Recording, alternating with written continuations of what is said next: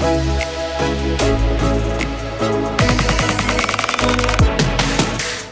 welcome back to the Faith and Focus podcast. My name is Gabriel. I'm your host, and I'm here with a special friend, not just a youth pastor friend, but a friend of mine. A friend? Yeah, a friend, Yeah, real friend. yeah. I'm just going to call you a youth pastor friend. A real friend, Adam Hathaway, youth pastor, young adults pastor. Yeah. Are you next gen pastor too? Or No, is it just... no. I've managed to dodge that one so far. Really? I'm just kidding. No next gen. That's good. Yeah, he is. If any of you are familiar with the Crossroads Cathedral, he is deep into some history. That's out the here. OG, huh? Yeah, the OG name. Yeah, Crossroads Cathedral. Back in what is that? 19. Oh, bro, man, we're pushing like 50. Yeah, you're 50 years Yeah, almost. yeah. 40, 46. I did a little bit of research Yeah, right now. it's pushing. 46 years. It's crazy, huh? Pastor Daniel Schaefer was down in Oklahoma City. The big man. Yeah, the guy. Literally and figuratively. Yeah, he's a tall dude. Yeah, he's a big guy. Daniel Schaefer put together I would venture to say one of the first mega churches in the country. Yeah. For sure, they were running. I want to say over 3,000. Yeah, he was pioneering, dude. Yeah. Yeah, so 3,000 was crazy back then. Back 50 years ago almost. It's wild. It's incredible. Yeah. So deep history, deep roots where you're at. You're now at a church that's popping off, a youth ministry that's popping off. Now you get to take part in that.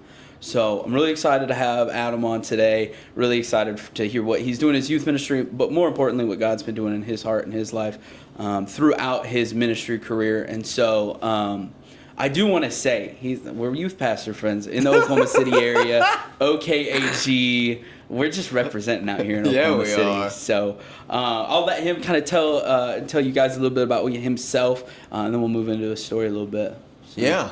Adam Hathaway, I moved out here in 2018. My wife and we had no kids. We now have 3. And every day I wake up and thank Jesus because I never thought that I would have what he's given me. Yeah. You know what I mean? And the testimony, it's wild. I never thought I was going to be a youth pastor. I'm like teaching pedigree.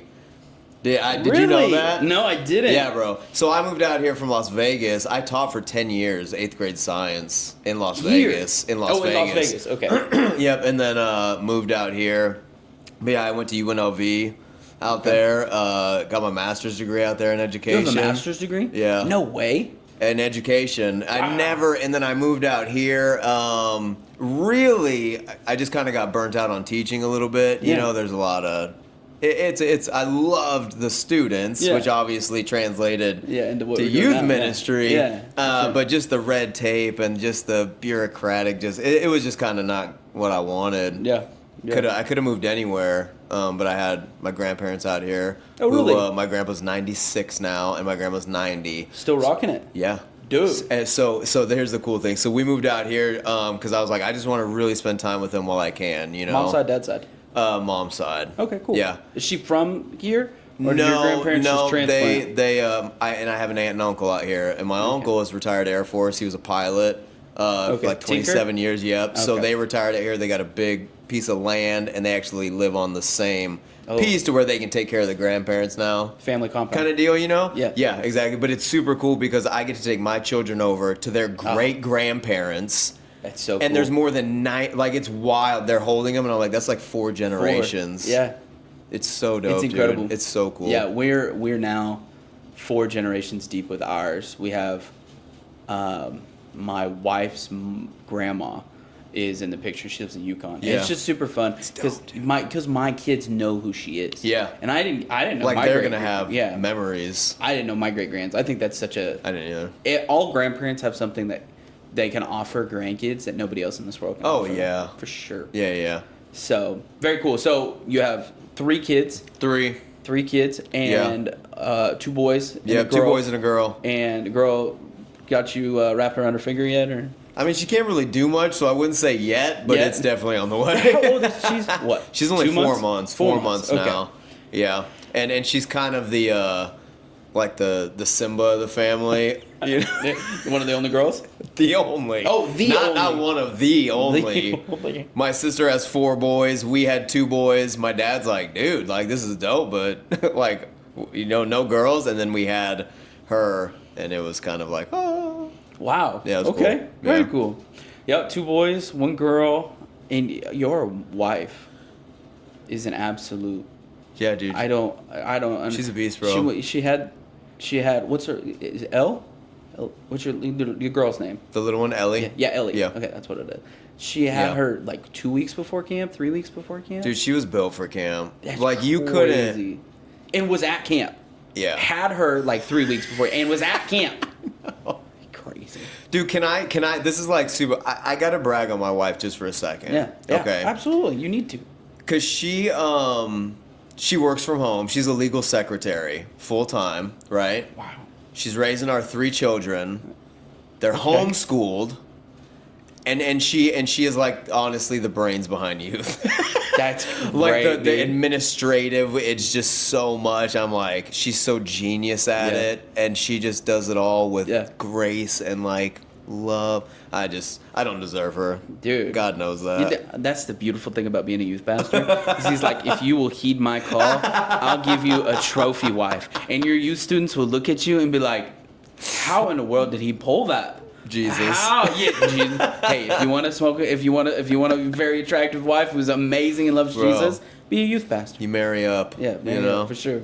That's incredible. We're doing stay-at-home mom thing. By we, I mean my wife, obviously, and man, we might be hitting you guys up because we're gonna need some pointers. But that's also true. Wives, youth pastor wives are always dynamos. They're always dynamo, and they're always like the behind the scenes, like they're really the orchestrator of the youth group. Like, you know what I'm saying? Real. We're out here just having fun with the kids, and they're out there like, all right, let's do this. Let's do this. And most people know by now in our church, like when they need like real information real fast, they just bypass me. Yeah. They just hit up Sydney.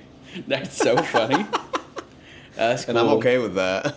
Yeah, man. So, let's kind of dive into it. A lot of people know if they listen that we kind of split it up in BCAD. So, where you said you're from Las Vegas area? Dude, I have kind of a crazy upbringing because my dad was in the Marines for like 28 years, long time, right? Okay. So I was born in California and lived there like on and off, but we moved all over the world. So like I lived in Spain and Thailand and Japan, like growing up, Wow. Going to school and things like that. And actually when I was young in like kindergarten, my dad got stationed in Japan for a year. And he didn't take us because it was just a year. And my brother was just born. He's like, I'm going to go do this deployment. You stay back. I was with my grandparents in Albuquerque with my mom and my sister and brother. I know, right? Because that's where they lived at the time. Everywhere. All over, bro. But I actually started my school career at an Assemblies of God private school. No way. Crazy, right? Very cool. When I was in kindergarten. Okay. And I remember... This is in Albuquerque? Yeah. Okay. So I was like 5, 6 years old. Okay.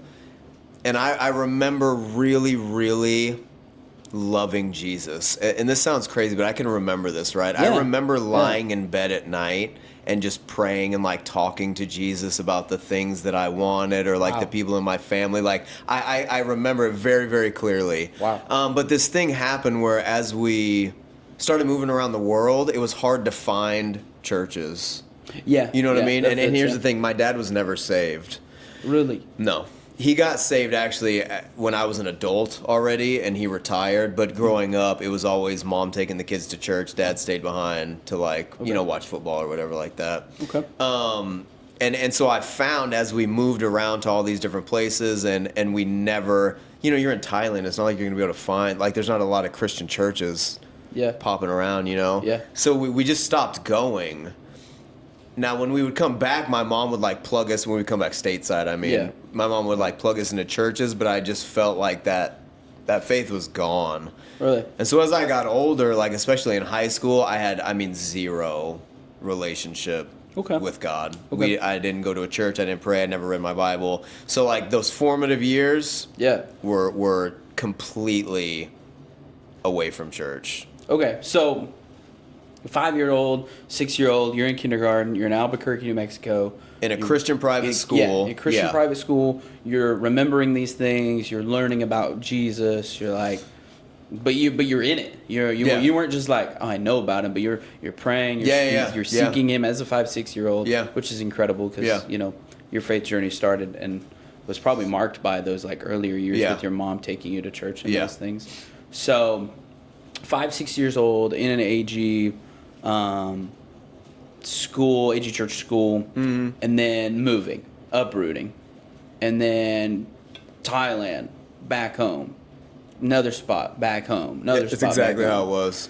And so, I think that's really, man. Wow. I think there's something really interesting about that you're still like where you are now. Okay, so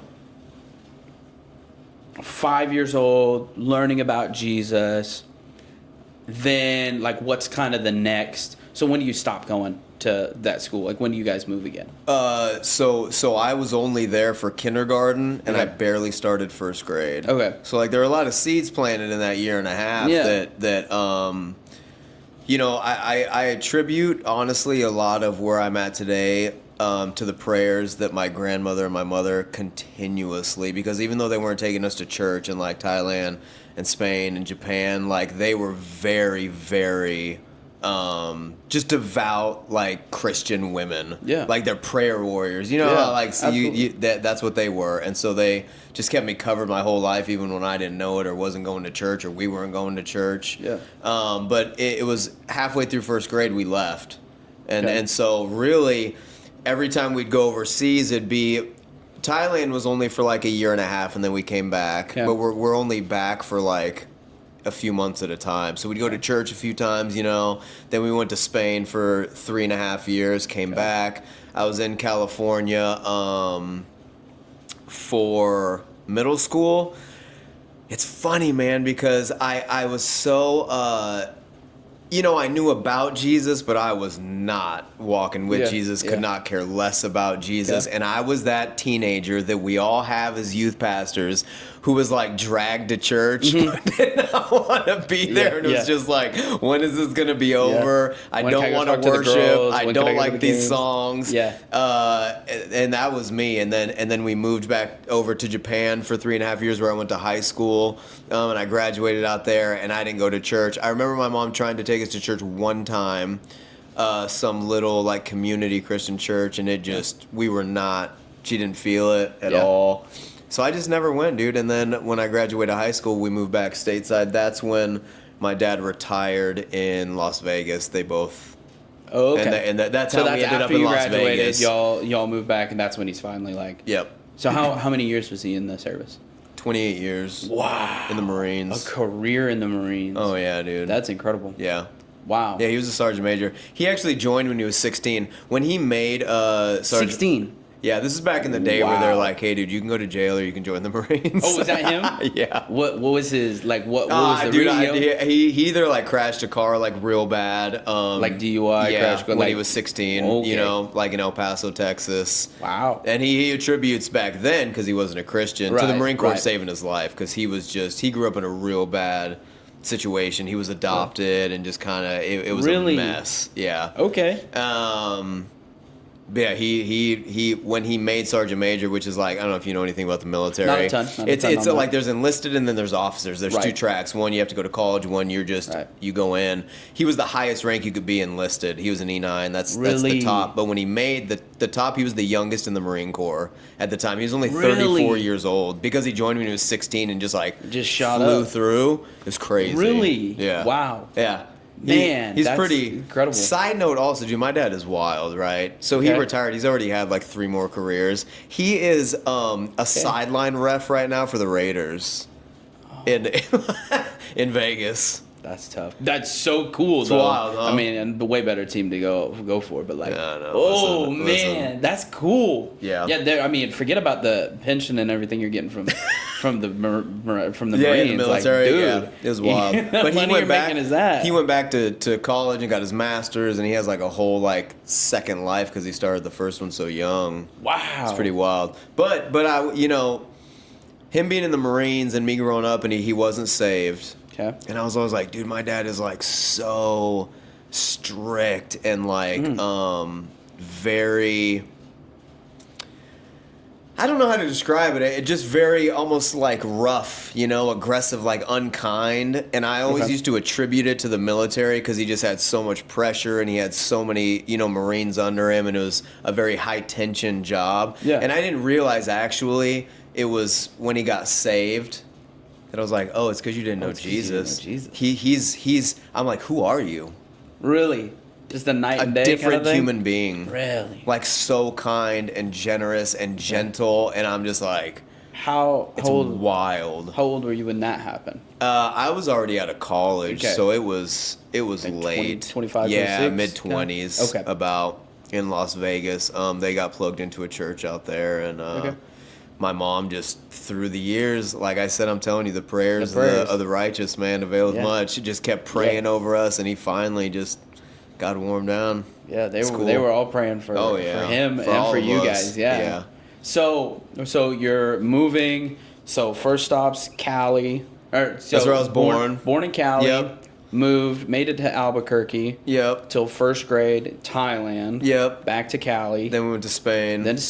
Yep. Then you came back to Cali for middle school. Yep. And then Japan for high school. Graduated there. Yep. Okay.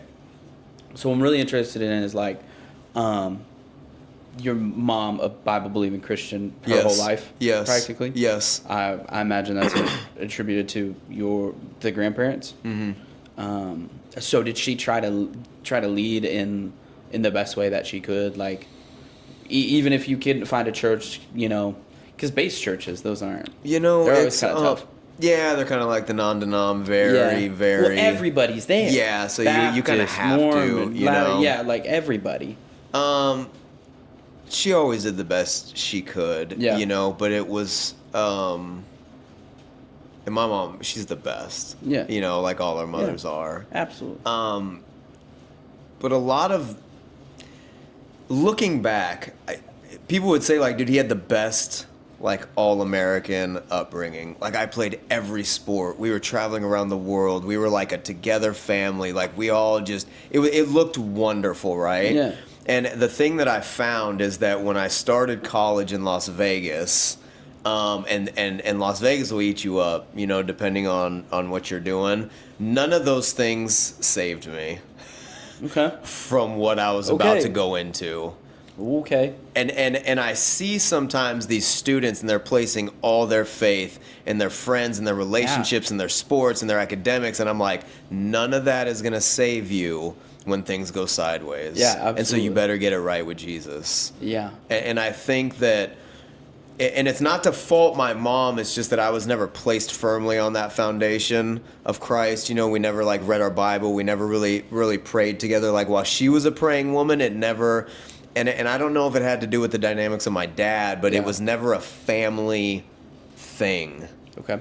Where as a husband and a father now, like I lead with this every day, every night. We're reading the Bible, we're praying, and it's just baked into our family. Yeah. She didn't have that luxury with my dad, so do you think that was it's fine if you go to church, like I'm fine if you he didn't care, but was there like a line where like just like don't put it like the kids can make their own decisions, and I don't even think he ever really pressured her to like leave us behind, but I think even for a children, subconsciously what that does is it puts into your mind there's a choice.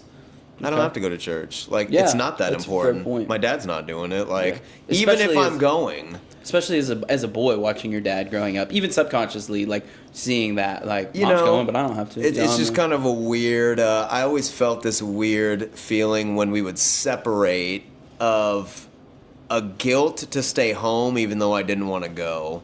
But it was more toward my mother. It wasn't a guilt toward actually going to church. Yeah. It was respecting and honoring your mom and her wishes. Okay. Yeah. Very interesting. Yeah. Okay, so at this point, not really much church, praying mom, praying grandma. Yeah. You're far from God. You went to church when you were in middle school. Knew about it, wasn't living it. Kind of in Japan. Did you any church influence there? No, none. Nothing. Okay. None. So you graduate from high school in Japan. Mm-hmm. What's kind of after that? What's kind of we moved back to Las Vegas, and I immediately went to UNLV, University of Las Vegas. Okay. And again, and It's amazing because my life got so bad. When you went to Las Vegas. Okay. But this is how sin works. You know, you never see the consequences up front. It always seems like fun and games, and it feels good in the moment. Always, always. You never fully understand the price you're going to pay when you allow yourself to walk into those temptations. And so it was kind of like Japan. Like I had all these friends, and like everything's great. And you know, when we were out there, we would kind of drink. It's a culture out there, dude. It's wild. Like in Japan, like they have like beer This, I feel weird talking about this. No, it's okay. Like they have vending machines on the street that sell beer. Like if you can reach up to it just to pop a coin in, you know, it's an amazing culture. Like I love it out there, but it's a very work hard and kind of party hard culture. In Japan too. Oh, in Japan. Okay, yeah. So that's and so it kind of started there very loosely. Like that was my first introduction, kind of into alcohol. Okay. But it really didn't. You know, it was just kind of maybe a few times on the weekends here and there. Started social. Very. This is when you're in Japan. High school. And then moved to Las Vegas. Okay. And Las Vegas is one of those things, and I think this is true for any city, but you'll find what you're looking for. Okay, there's a space. Like if good you're or bad. Like here in Jones. Yeah. If you want to do some bad stuff, I'm sure you can find it if you look for it. Yeah, if you find it. The thing about Las Vegas is you just don't have to look very hard. Yeah, well. You know what I mean? Yeah, everything's 24 hours. There's millions of people. It's just this crazy superficial, artificial thing. Okay. Very shallow. And people don't realize, they always think of the Strip, you know. But there's like 3 million people in Las Vegas. Oh, yeah, it's huge. It's massive. Yeah. And I've never seen, it has to be one of the highest in the country per capita for bars. Like, I mean, there's like 10 on every block, every single block. It's insane. Really? You know, and they all have gambling in them. And so the things out there, you know, you're going to college, and again, it all seems very fun and innocent. As a college kid, you know what I mean? Going to college in Vegas. Yes. Like, just think about that. Like, college is, you know, it's for a lot of people. It's challenging enough. Partying. Yeah, going to college. Yeah. You have freedom to make your own decisions. Not knowing how to make friends. Your friends are the friends you thought you had. They're making dumb decisions. You're like, what are you doing? And then they're like, hey, come on. Drugs, drinking, your freedom to anything. And I think my parents gave me a little leeway because I think they could see me like, man, he's kind of pushing it, like with how hard he's kind of doing some things. But then on the same time, it's like he's working full time. He's going to college. You know, I got my master's degree in 10 months in an accelerated program. But it's like you see these things on the outside, and like from an internal, from me that I never really spoke about until after I got saved. I was unhappy. And becoming more unhappy the longer that time went by. And so what I was doing was, it's like I could feel that I was missing something in my heart. Okay. Right? Ever since I started college.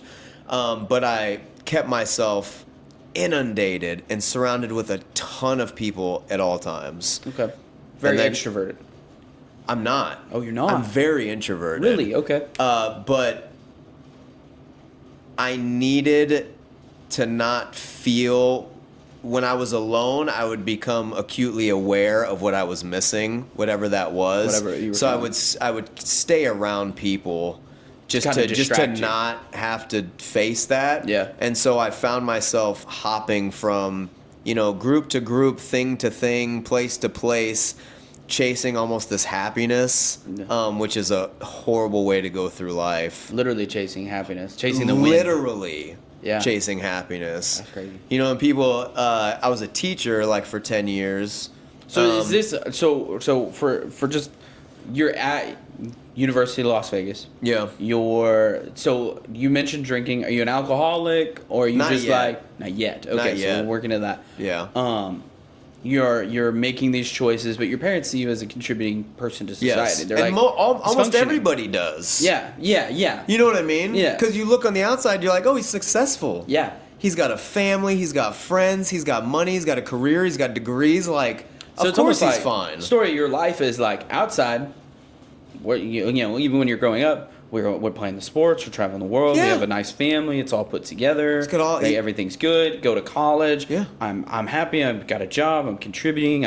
I'm getting my master's in 10 months. I'm an accelerated program. A teacher. I'm really smart. Like I come from a teaching pedigree. Like that's something to give you some identity in, and so that's what you're kind of grasping with. So when for you do you think that like the search for the happiness started, or the search for something you were missing? It took a long time.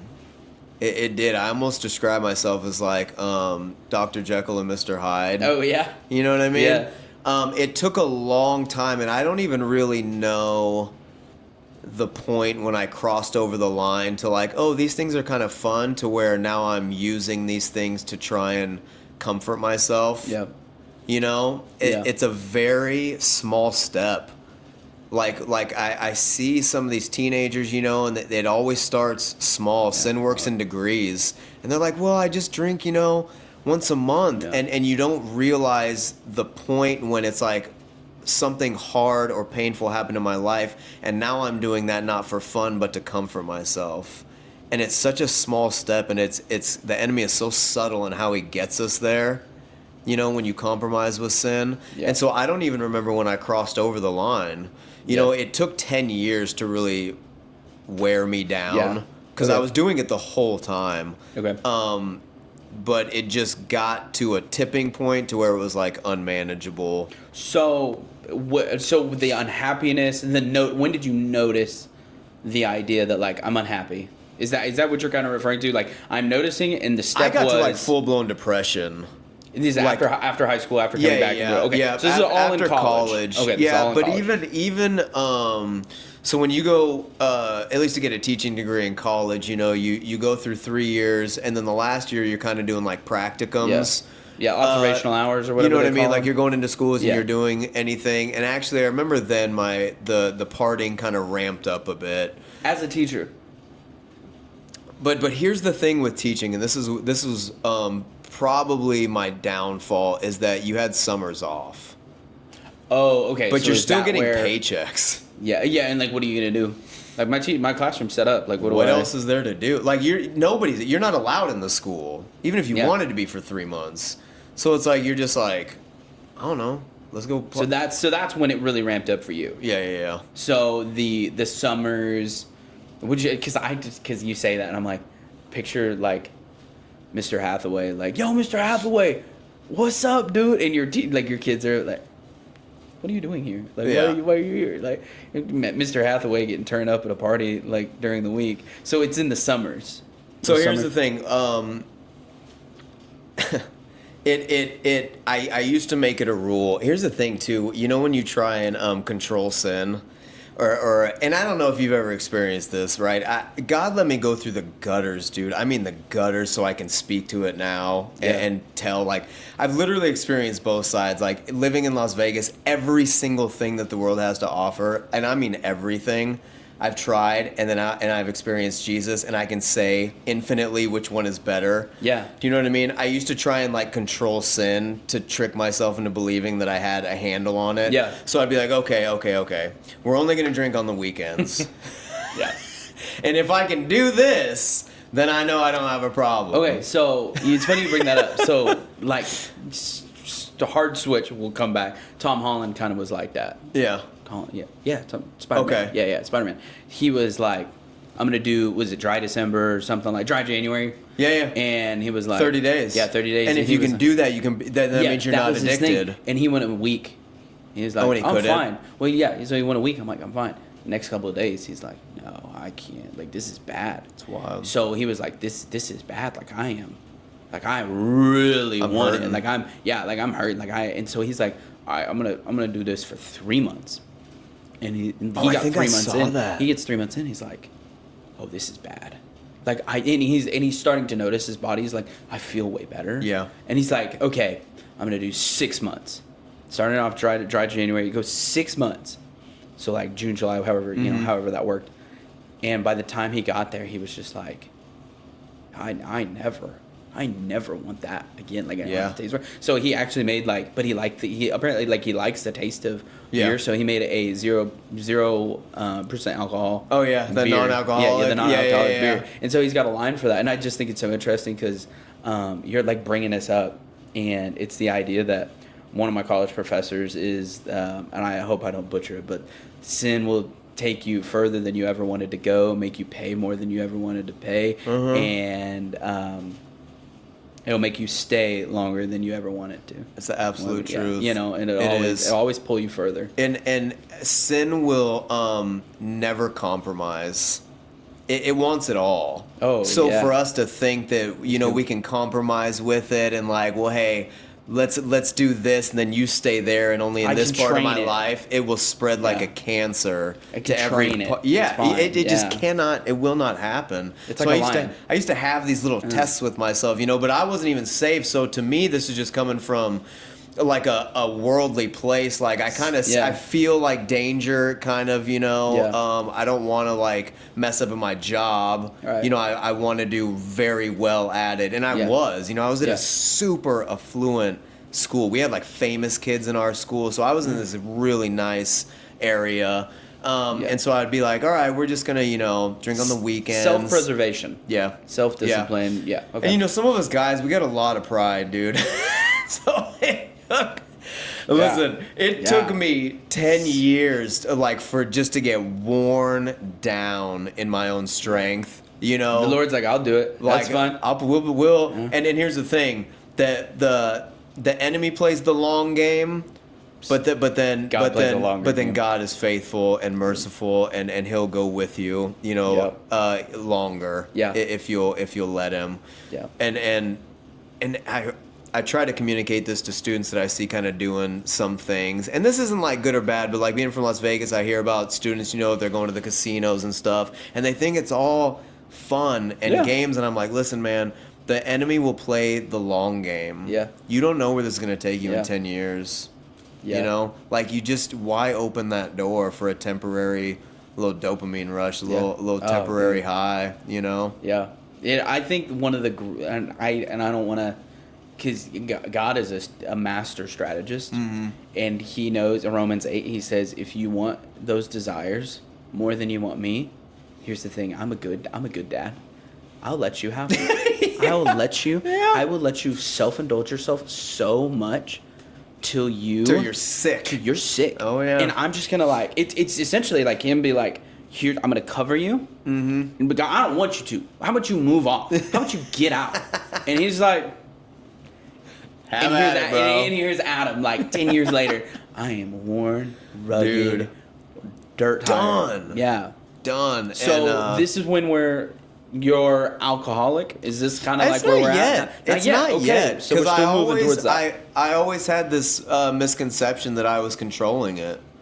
For a long, you know what I mean? And so in my head, I'm like, I don't have a problem. And here's the other thing. In Las Vegas, everybody drinks. And I mean So even if you're like, I don't drink as much as them. Dude, all my friends are super successful. They have humongous houses, all these cars. Still? Like out there right now? Yeah. Oh, wow. Okay. Yeah. And they're all they own tattoo shops, and they're very successful. Yeah. And every Friday, you know what I mean? They're coming home with 36 cases of beer, 36 blocks, and it's just normal. And I'm like, well, how could this be bad? Because you're obviously it's going pretty well for you. Do you know what I mean? Yeah. And so you get lulled into this false sense of security that it's normalized. Absolutely. And I think that's another thing that sin wants to do is expose you to something to the point where it feels normal, till you're numb to its effects. Absolutely. And so Vegas will do that with just a whole range of things. Absolutely. Obviously. And I don't know, dude. It's a horrible culture out there. Yeah. It's very hookup culture. It's Las Vegas. Yeah, it's Vegas. And so I had, and I'm not exactly 15 of us guys, we were best friends. Yeah. None of us had girlfriends. We didn't want girlfriends most of the time. And so every weekend it was this mob of people just living life together and going out. Super unhealthy. Super in the long run. It's funny because the older you get, the more you realized how much you were trading for short moments of nothing. Tell me a little bit more about that. You know, Tell me a little more. Because there's still people who are kind of running around doing the single life, partying, wrapped up in like how much money they have. And for me especially, this is what I touched on earlier, where God has given me this family. The older I get, the more I realize how those cheap moments that I was just extending out are actually nothing. They're nothing compared to what I have now, and I think that's another trap of the enemy. And the older you get, you start to kind of become aware as people like fade away and you realize you're getting older, like, this is kind of pathetic. Okay. That's a strong word, but do you know what I'm saying? Right. I think you're in that. When you get to that point, I think you have to be strong enough to be like, no, that's pathetic. It is. Like, it's absolutely pathetic. And there's almost like this, it's like a Peter Pan syndrome, I call it out there. Almost, yeah. People don't want to grow up, you know? Yeah, it seems to me like there's a contrast of what you have now and this idea of, like, there was a counterfeit. Like, for you and your, like, 15 dudes. Yeah, like, that's your community. Like, yeah, it was 1,000%. And that, like, so you go around church, you kind of understand a little bit of, like, the church offers community, but I'm getting this. I ain't got to follow the rules. You know what I mean? You know, I wasn't even in church enough to. And here's the thing, I did know, because when we went back to Las Vegas, my mom got plugged into a church, and so again we would go. I'm literally that person that's like hungover. In church. In the church pew. Every Sunday. Okay, you know so you're still going to church in college with your mom? Yeah, she would go, you know, but at this point, I've gone so far the other way. It's just, it wasn't, and I hadn't fallen yet, because I'm still, in my mind, successful. Yeah. You know? And if you're getting your master's degree? I kept myself so busy with things and people and relationships and girls that I was just like, I don't need it because I don't think I'm missing anything. Okay. I desperately was, but I wouldn't face that truth. Right. Because I never let myself be alone. Yeah. You know? So your mom in this is still chasing after the Lord. Oh, yeah. Where's your dad right now? Like, while you're in college? This is when he hadn't got saved yet, but some point... And I don't know if it was it's the Holy Spirit that finally drew him in, but at some point he just started going to church, and I was just like, what in the world? Why? Yeah. That's crazy. Yeah. You know what I mean? Because I was going to church a little bit, but it was funny because, and it must have been a little bit later. It must have been in like my mid-20s, because there was a point when I started teaching, because I went to college living in my parents' house. Okay. Same city. I was like, you know. Yeah. When I graduated, I moved out and got my own place, and then I didn't go to church as often, and that's actually when he started going. So I was never in church even with him at the same time. So at this point, your dad's like entering those days where he's like, the Lord's gonna get a hold of him. Yeah. Like, soon enough. Yeah. And for you, you're like going the opposite way. I'm way away. So do you, and at this point in your life, do you feel, or do you have any mirror or reflection of like what happened in your dad's life, in your life, or is this like, this is completely Adam? Yeah, I don't know if there's any connection. You mean like a mirror? Are we running like parallels? Well, maybe even that, or like seeing portions of your dad in you, because like the idea that he's going, like, I mean, crashed a car, El Paso, you're going to jail, or this, or do you see any of those? I think it's almost the same. I've never thought about it. It's a good question. There are a lot of parallels, because I think even from my dad's side, he's like, dude, I am like the highest you can be. Yeah. You know what I mean? He's like, I don't need God. Yeah, because I'm successful. 16, I have all these things. You know what I mean? Making it to, what was it, Sergeant Major. He's an E9. Sergeant Major, E9, top, youngest guy, Marine. Adam rocking it at UNLV, killing it. Got his bachelor's. Got it. It's almost like from the outside, it's like everything's fine. Yeah. You know, and only God knows the heart. You know. Yeah. Okay. It's so true. It's just, you can have everything together and just be miserable. Yeah. Okay. On the inside. So at this point, you're still running and not addressing the fact that you're not happy and there's a piece missing. There's something wrong with you. Yeah. Is this like last year of Bachelor, before you get your master's? Like, what's the timeline on that? I mean, it just or is it just the whole time essentially? It kind of building. It probably took until I had some super traumatic things happen to me when I was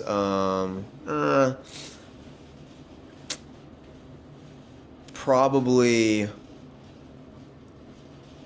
one was 3 years into teaching. Okay. And then the other one was like 7 years in. Into teaching. And these two things were like so traumatic that I spiraled. Like this is when the actual drinking like really it was already kind of problematic. You know what I mean? And when I say problematic, I describe an addiction like this when whatever you're doing, you're experiencing consequences. Of any kind, whether they're physical, financial, mental, whatever they are. I had already been experiencing consequences from drinking for a while, but I could always kind of justify and lie to myself. Like, they're not that bad. Like, yeah, I lost a bunch of money last night. Like, whatever. You know what I mean? Or like, I ruined this relationship. Like, who cares? And I always kind of justified it. Still have a job. I'm still You know working. what I mean? I'm Like, still who going. cares? It doesn't matter. And I would always just kind of lie to myself and be like, it's not a big deal. Okay.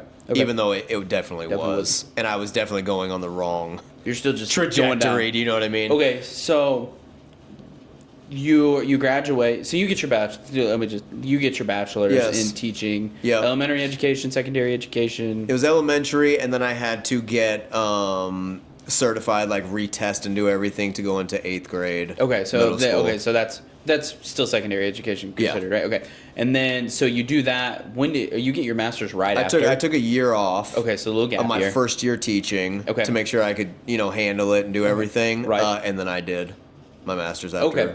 Cool. One year off. So now, you're still on the same path. You've graduated from UNLV. You did your first year teaching, and that was 8th grade, right?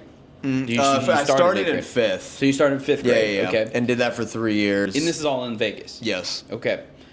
You take the year there. Yep. Off of school, but you're teaching. You're following your degree. Yep. Drinking's still an issue. Chasing things. It was very very weekend, very controlled. Never drank once during the week. But still inundating yourself. But my life on the weekend was absolutely just party filled. Oh, really? Okay. Every weekend. But you limited it to your weekend. And it felt normal because everybody else was doing it. Okay, so bachelor's, teaching 1 year. Master's degree. Master's degree 1 year. Were you teaching while you were doing your master's? Yeah. Okay, so that's year 1, year 2, and things are still under control. You got your master's. You graduated from UNLV with their master's program, I'm assuming. Yeah, no, I went to American University online. Okay, very cool. Yeah. And so you get your graduate, you get your, your fancy little coat, and then is this when year 3 happens?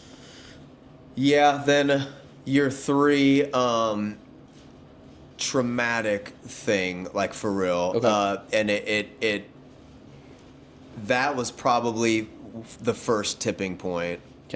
Okay. And I felt like I recovered slightly from that.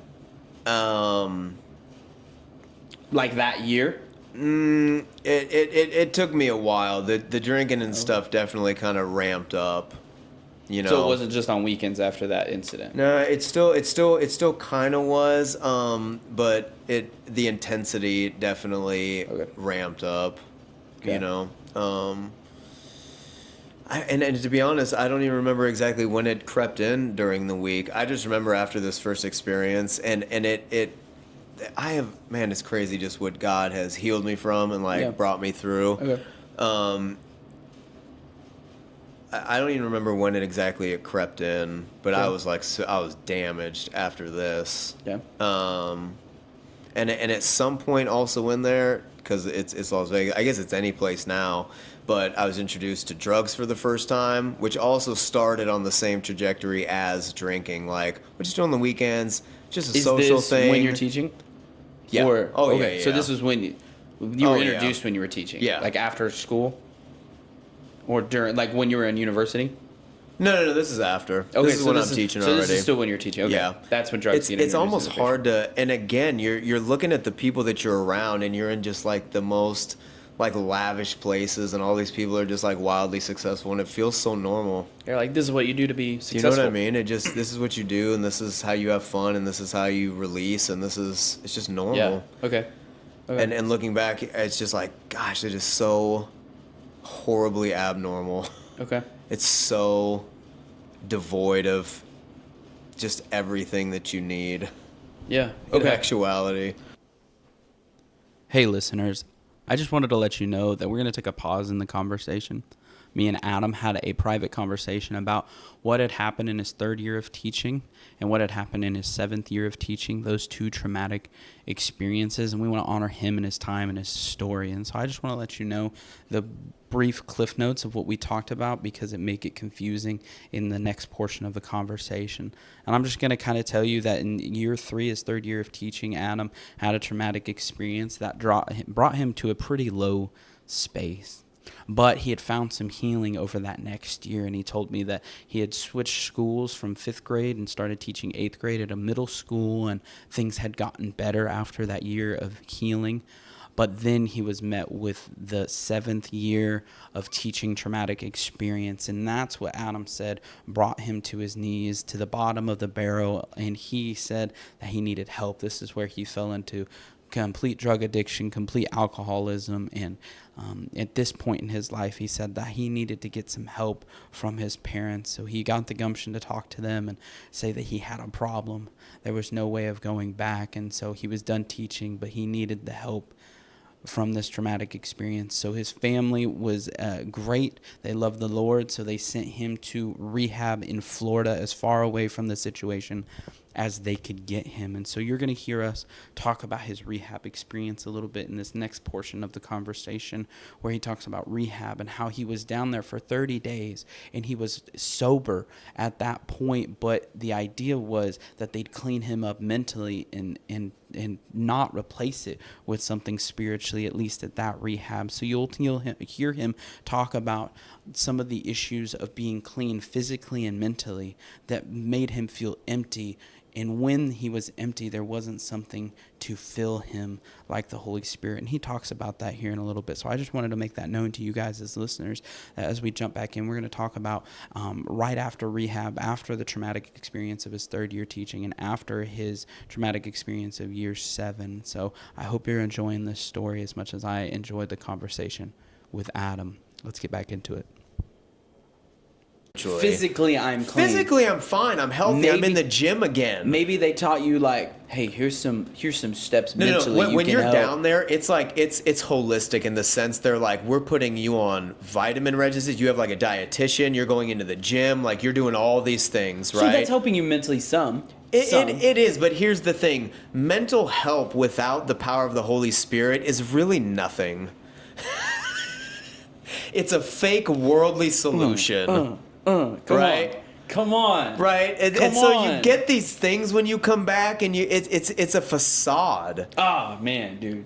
And so I'm physically good, but it's not, there's no supernatural power. Yeah. It's still in my own human strength trying to fix myself, which is what I just got worn out on. I've been doing the same thing a different way. Just that's all non-holistically, yeah. That's all it is. And so they filled Adam's tank up a little bit. Yeah. By emptying out something else. So now they filled me up a little bit, which I got a break. Yeah. So I have a little bit of my own strength again to build that house on the sand again. Yes. Yeah. Just for it to, it's just a matter of time. Yeah. And looking back, I'm just like, that is so cool because it is the idea that you said. If the house is empty, you take one out. Yep. 7 come back. Yeah, they will. Your body. Yeah. Guess what's empty? Yeah. It's guess just what vacant didn't get now. Replaced? Yeah, now it's vacant. It's vacant. You've actually done something to harm yourself worse if you don't wild, replace dude. it. It's and wild. And say like whatever they didn't do mentally to help you, there's got to be something like there are no drugs in your system. Those spots are empty. Those pathways in your brain. Oh yeah. They're now empty. Oh yeah. They're looking to be filled. Yeah. Relationships have been moved, have been They're looking to be stripped filled away. Yeah. You know your what emotions, I mean? Dude, ready to be filled. All of the old things that I used to do, the places I used to go have been stripped. And so it's like, okay, like they call it like white knuckling. Yeah. When you like detox, you come off of this stuff because essentially like you physically cleanse yourself, but you're like, yeah, you're actually just holding on real tight, dude, because you're like nothing has taken its place, and I don't know what to do. Dude, it's like living in a mansion. You had like, 7 people in rooms, and they all move out. You're like, well, now what? Yeah, now what? They're empty. Something's gonna move in. Yeah. Bugs, spiders, crud, homeless people. Who knows? Yeah. Something's gonna be there. So I came back and to Vegas. Yeah. From Florida back to Vegas. Yeah. Okay. Terrible idea. And go back to the same spot. And it's hard because you look at it and you think that things are important when they're not. Yeah. So I'm like, I've put a lot of years into this career and into an education, and my family's there. And at the time, I also didn't realize the power of environment. Yeah, your environment. People can have a desire to change, but if you stay planted in the same place, you're going to keep bearing the same fruit. Yes. So I replanted myself in the same place, and they all knew. So they're kind of, it's a weird thing though, because they're supportive because they love me, but they're like, well, but I don't really. I'm still gonna do. I don't have a problem.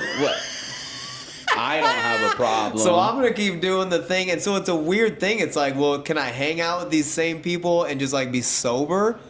You know what I mean? It's like, or else some people, but now I lose all my friends, and so for a year, I started doing that. But like it hanging was with your friends sober. Yeah, like I just known these dudes forever. Yeah, forever and ever and ever. You now have to face the fact that you now have no drugs, no drinking, or like you lost these. Yeah. Now you have to find new friends. Yeah, what I started doing was like, and that would never happen. Yeah. You know what I mean? Exactly. So I started filling. I started shifting more to like relationships. Like I was just filling my life with like more and more and more like female just relationships. Okay. Because that seemed like a revolving door of girls. Yeah, and I didn't necessarily have to like be partying. I couldn't be alone because all the trauma that had happened, especially at this point, like it was just a nightmare to be by myself. So I found like that was kind of this medium loophole where I'm not alone, but I also don't have to be out partying. Yeah, necessarily. So you kind of found like the safe in between. You know what I mean? But it's so sad because looking back, and I've told God I'm sorry, and I know He forgives me, but I just used so many people over the course of 10 years. You know what I mean? Yeah. I just left like a wake of like pain, dude. Yeah. And it like makes me want to cry still today. Just and I didn't know any better, and I didn't have any better tools. But looking back at where I'm at now, like my heart just absolutely breaks for how selfish I was. Yeah. And I was just trying to survive. Yeah, you're not intentionally hurting them. You're just trying to survive. I'm just. But it's such a like without Jesus, I'm like the most selfish human being on the planet. Yeah, man. And you know how like the Bible is obviously fear God. I have such a healthy fear of myself without God. Yeah. Like what I can do without Him. Like I know I can never ever like not be connected to Him. Yeah. That's real. Yeah.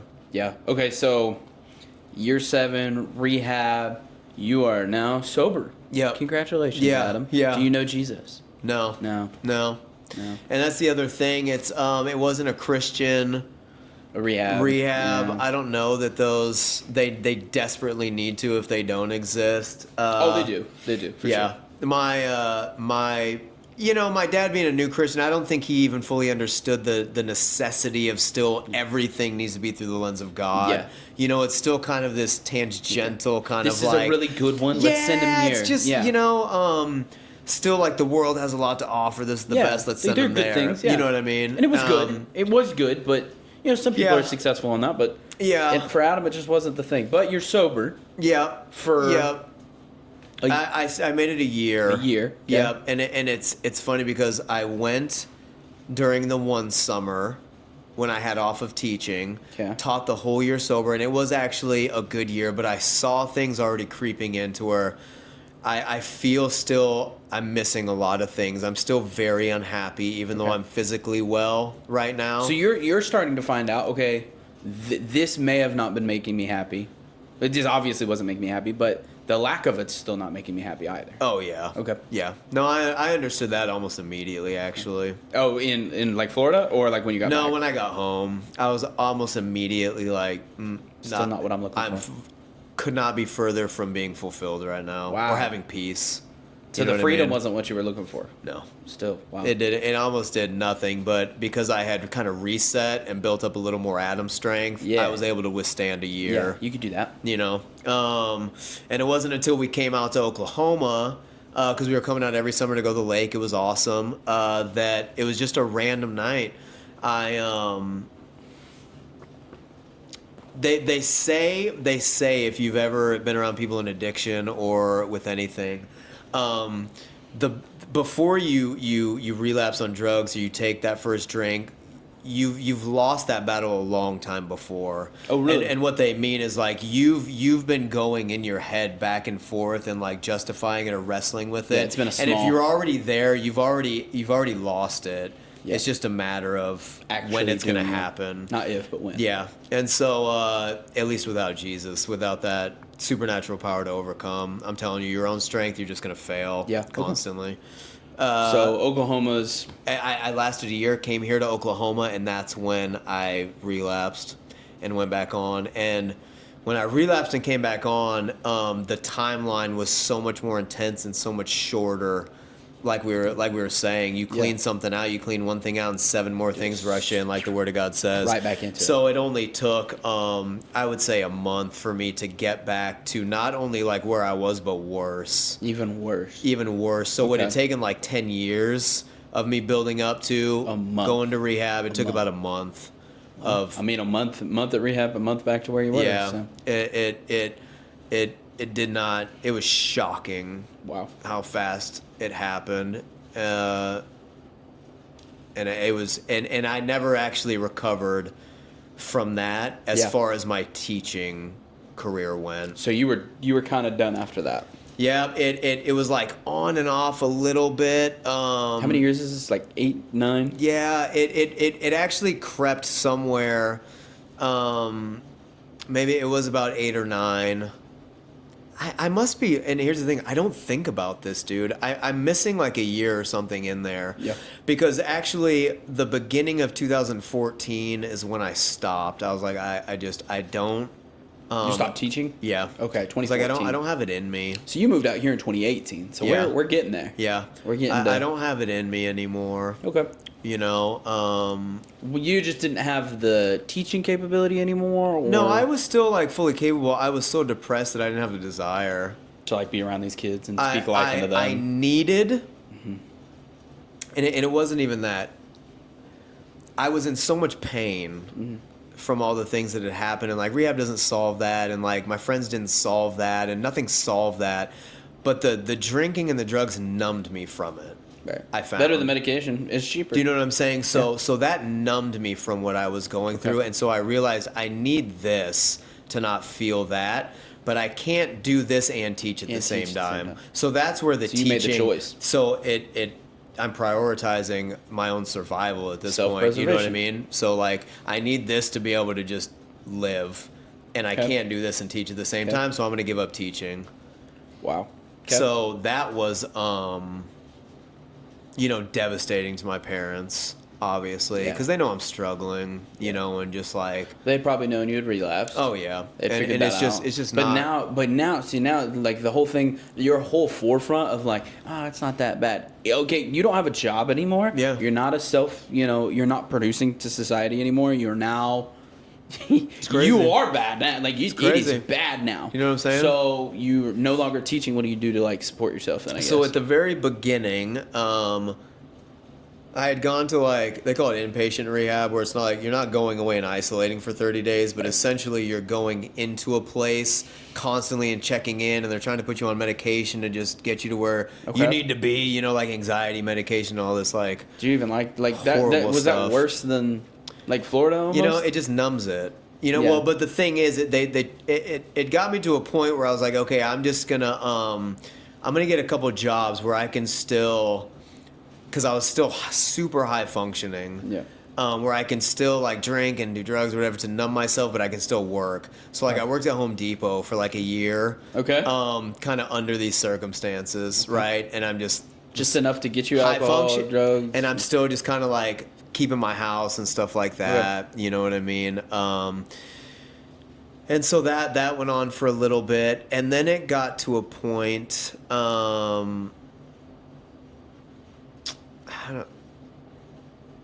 The drugs started overshadowing the drinking. Oh wow! So it slid in small. Yeah. And now it's overtaking. And it's starting to. Okay. And still there's it's everywhere in Las Vegas. I mean, like, it's just so easy. Everywhere. To get. Everywhere. Yeah.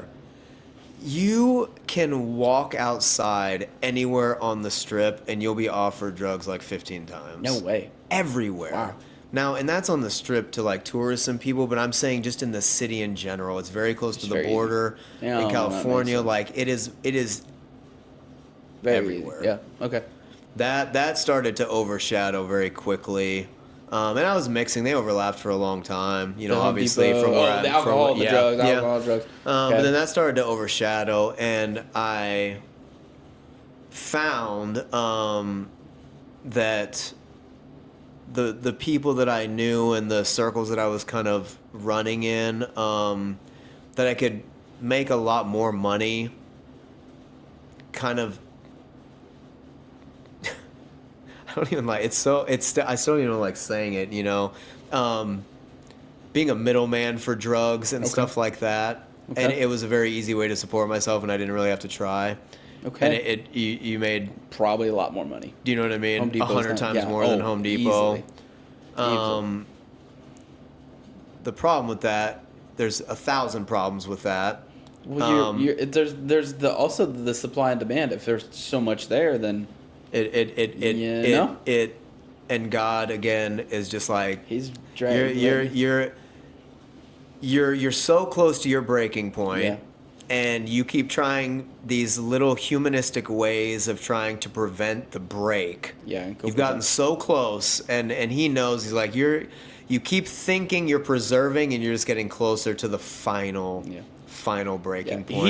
He's up in heaven. He's not the one dragging you through the dirt. No. He's just Adam, whenever you're done dragging yourself through the dirt, the mud, and the gut, like, it's all it is. And when people, it's all it is. And when people are always like, why is this happening to me? And it's like, well, it's a combination of your free will and the fallen world that we live in. Yeah. You're making choices in this fallen world. They go hand in hand. And God will come for you in a second, but He's not going to stop you. He's right there. You know what I mean? He's there the entire time.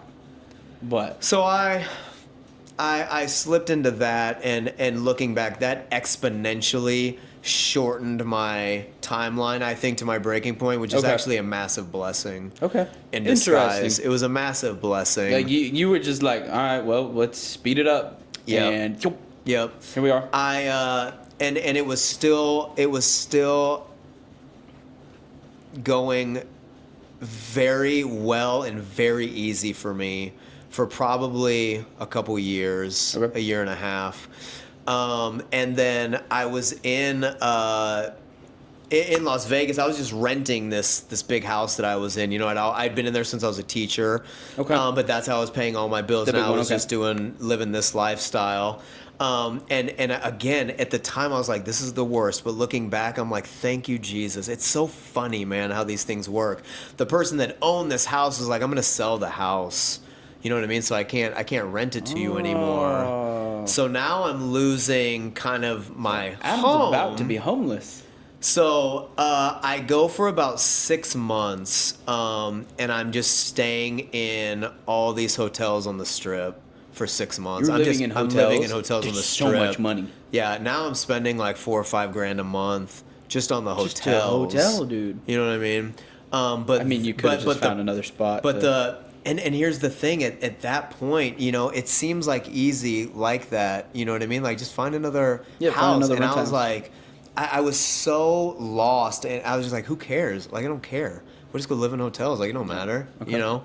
Okay. And that tanked me even way faster because now just the logistics of living in Your hotels money's now like gone, that, dude. So the facade that you would put out, the facade. I have a job. I'm fine. I have a house. I'm fine. I have a car. I'm fine. I have these relationships. I'm fine. I have this community. I'm fine. No longer a job. No longer a house. Yep. You're low key living in your car and a hotel just to sleep in. Like, and here's the thing about the hotel. The hotel, it was not it. It was like I was homeless, but I'm still living in like these really nice spot. I mean, if you're on the strip, you I mean, are, that's pretty you know nice. what I mean? But the problem is the way that I was making a living at that time was not conducive with me living, because even the logistics of like of getting it did not work. Yeah. Okay. And so I started slipping up because now I'm in my car a lot, like going to different places where I used to have a home. People could just come to me and do things. And so I started getting arrested. Okay, so now we're getting the ball just rolling fast. And so now I'm starting to face like real consequences. Now, real consequences, and guess what? That money that you're making is now. But even still, and this is the temptation of the enemy, and how, man, death is wrapped in the prettiest things. Even when I get arrested, I'd be like, I don't care. I'll get a lawyer. I have money. I'll just bail myself out. Like, it never I never cared. Yeah, but your money's like, so like that's part of the facade, the front that you had. Like your money's starting to go away. Yeah. No house. Yeah. A job, but not a good job. Yeah. You can't really be honest about your job. Yeah. So people, you're like, so no job, no house, no job. Like, and I'm lying to myself. You're lying to yourself. And that's the pride where I was like, it takes some of us a long time. You know what I mean? Like, I don't care. You went for every last straw. Dude, my heart was so hard. Yeah. It was so just rock hard, stone cold. Like, I did not care. And, like, nothing was going to tell me otherwise. And so it took 2 times. I went to jail 2 times and both got out. Like on bail? Oh, yeah. Okay. Yeah. And then I would get a lawyer and I'd go to court and it was just a slap on the wrist. Yeah. Just little misdemeanors. It didn't matter. Okay. But I had like major, like, this is how good God is. So, and I don't want to get too ahead of myself, but very, not recently, but a couple years ago, I had to do something where I had to send for my court records. Oh, wow. And it was from just my whole criminal history back in Las Vegas. And it was just 8 pages of felonies, felony, just How'd you get a all job? up and down. Yeah. No. Yeah, that's crazy. But they all got knocked down to misdemeanor. No way. Yes. Dude. So I don't have any felony, and this is the grace of God. Like, even like where He's like, I'm gonna part the sea and let you walk through it, and I'm actually gonna make it hard ground to where I'm gonna cover your tracks, so that you can still go out in a capacity to give me glory, and like move in circles and places that you would never be able to. Wow. You deserve every one of those felonies, but I'm gonna. My grace is so sufficient. Yeah. And I'm covering you so well that you don't even know it or deserve it, but I'm gonna do this. And when I looked at that, I was just like, my wife and I were just like crying because I was like, I just forgot how he was tracing out your future the before whole you were even time, there. dude. That's the whole crazy, time. man. So it took the second time and then the third time. It actually happened to where I couldn't get out. I couldn't get out. Yeah. So you stayed in for. I stayed in for a few weeks. Yeah. So what happens after that? That was rough. So that's where I actually had my come to Jesus moment. Wow, man, there it is. How old are you? Finally. This is my 30s, bro. So I went all the way from college, where I really kind of started drinking. Yeah, this is where the story to like early mid 30s until that was the amount of pride I had, and just kind of so mid 30s, 20 what? Finally 2016? broke me, dude. 2017? Yep. Wow. Yep. 2017 finally. Actually, it was 2018, dude. This is where people are like, they're crazy. They're like, you've only been a Christian like for that long. Yeah, how are you a pastor? But the thing about it is and again, I'm not. God gave me such an intimate knowledge of everything that the other side has to offer, and I got to witness firsthand how it really is nothing. That like for years, like I don't watch TV, like I don't listen to like anything. Wow. Like I read like I am so obsessed with God and the Word. Like that's all I do, and I actually feel like I didn't waste in the sense that God is using all those years, but like what could God be doing in me had I followed him that whole time? I have like this sense of like I got a lot of time to make up for. Yeah. Okay. I got a lot of learning to do. You know what I mean? So I'm obsessed with the Bible and have been and just read it every day, all day, so, just multiple times a year, like go through the Bible. And so people as fast as you went down, as slow as you went down. Yeah. Like, and the idea is like you've been a Christian since, you said 2018? Yeah. 2018. When I came back into jail cell. 7 years. God gave me a vision actually when I was in jail, because I was like, God, I finally, like, I give up. Yeah. I for real, like, give up. And this is the first time I had given up and actually turned to him, though. Because I'd given up many times. I'd been in and out of the hospital for depression and, like, almost, like, suicide. And, like, and I didn't even touch on all those things. But this is the first time I gave up, but I turned to God. Yeah. And I was like... The first time you gave up and you're like... I don't know, somebody finally, catch this. Yeah. Somebody see my white flag, you know what I mean? But it wasn't God. I wasn't even looking for him. So what was the? So you mind like sharing like what the vision was? Or Yeah. So and I'll tell you, this is the first time when I told God, I was like, listen, I'm tired of thinking I know what to do. My family hasn't worked. My friends haven't worked. My money hasn't worked. Drugs and alcohol haven't worked. Relationships haven't worked. My education hasn't worked. None of this has saved me, not even a little bit. Yeah. I'm giving everything to you.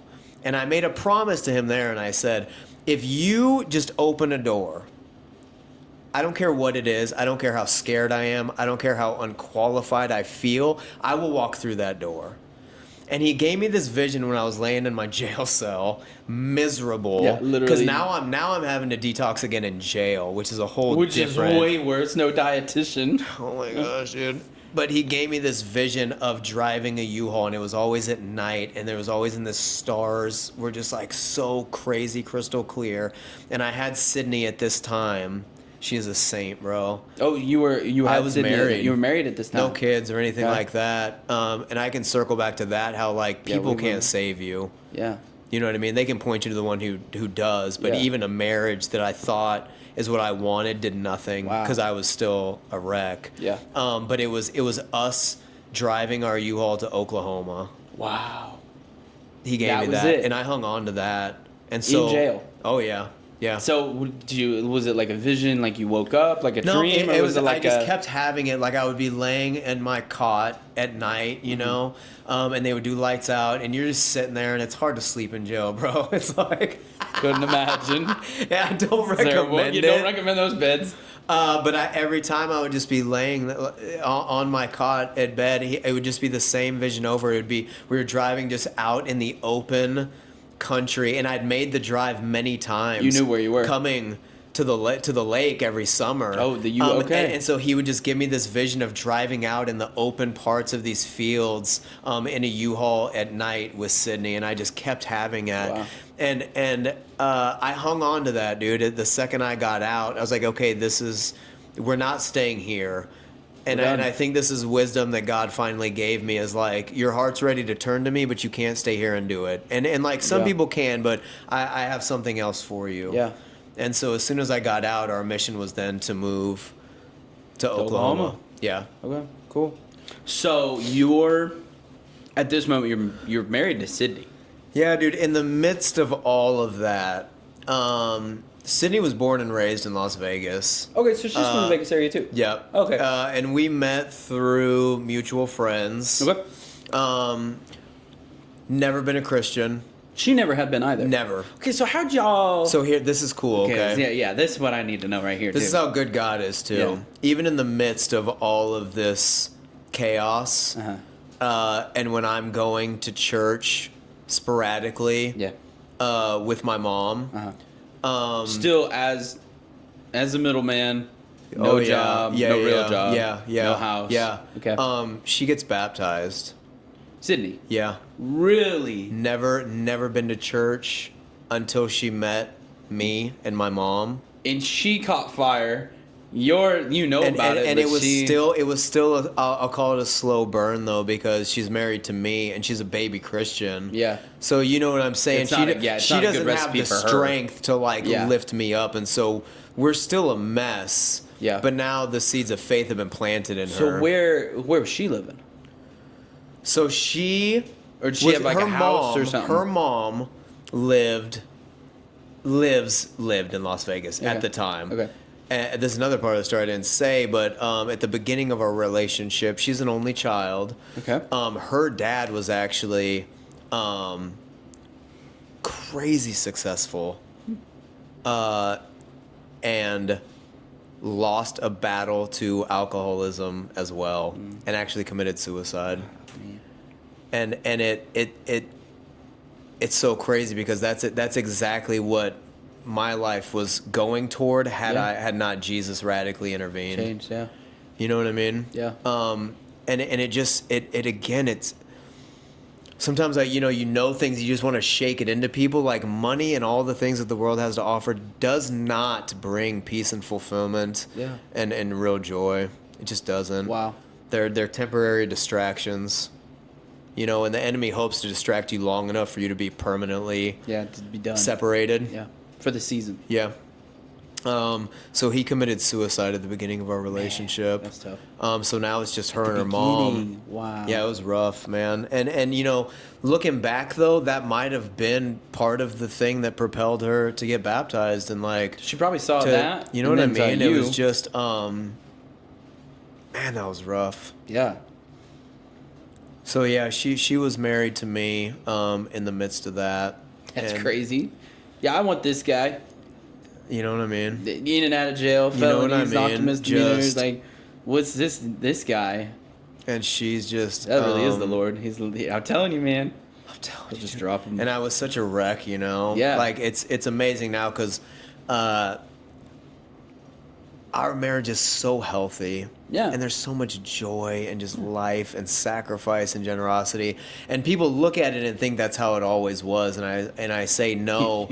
You could be dead wrong. It wasn't. And it's only that Jesus is in the center of us that we're able to have this now, because without him, we are a disaster. Yeah, y'all probably were We were for a disaster. Yeah. You know what I mean?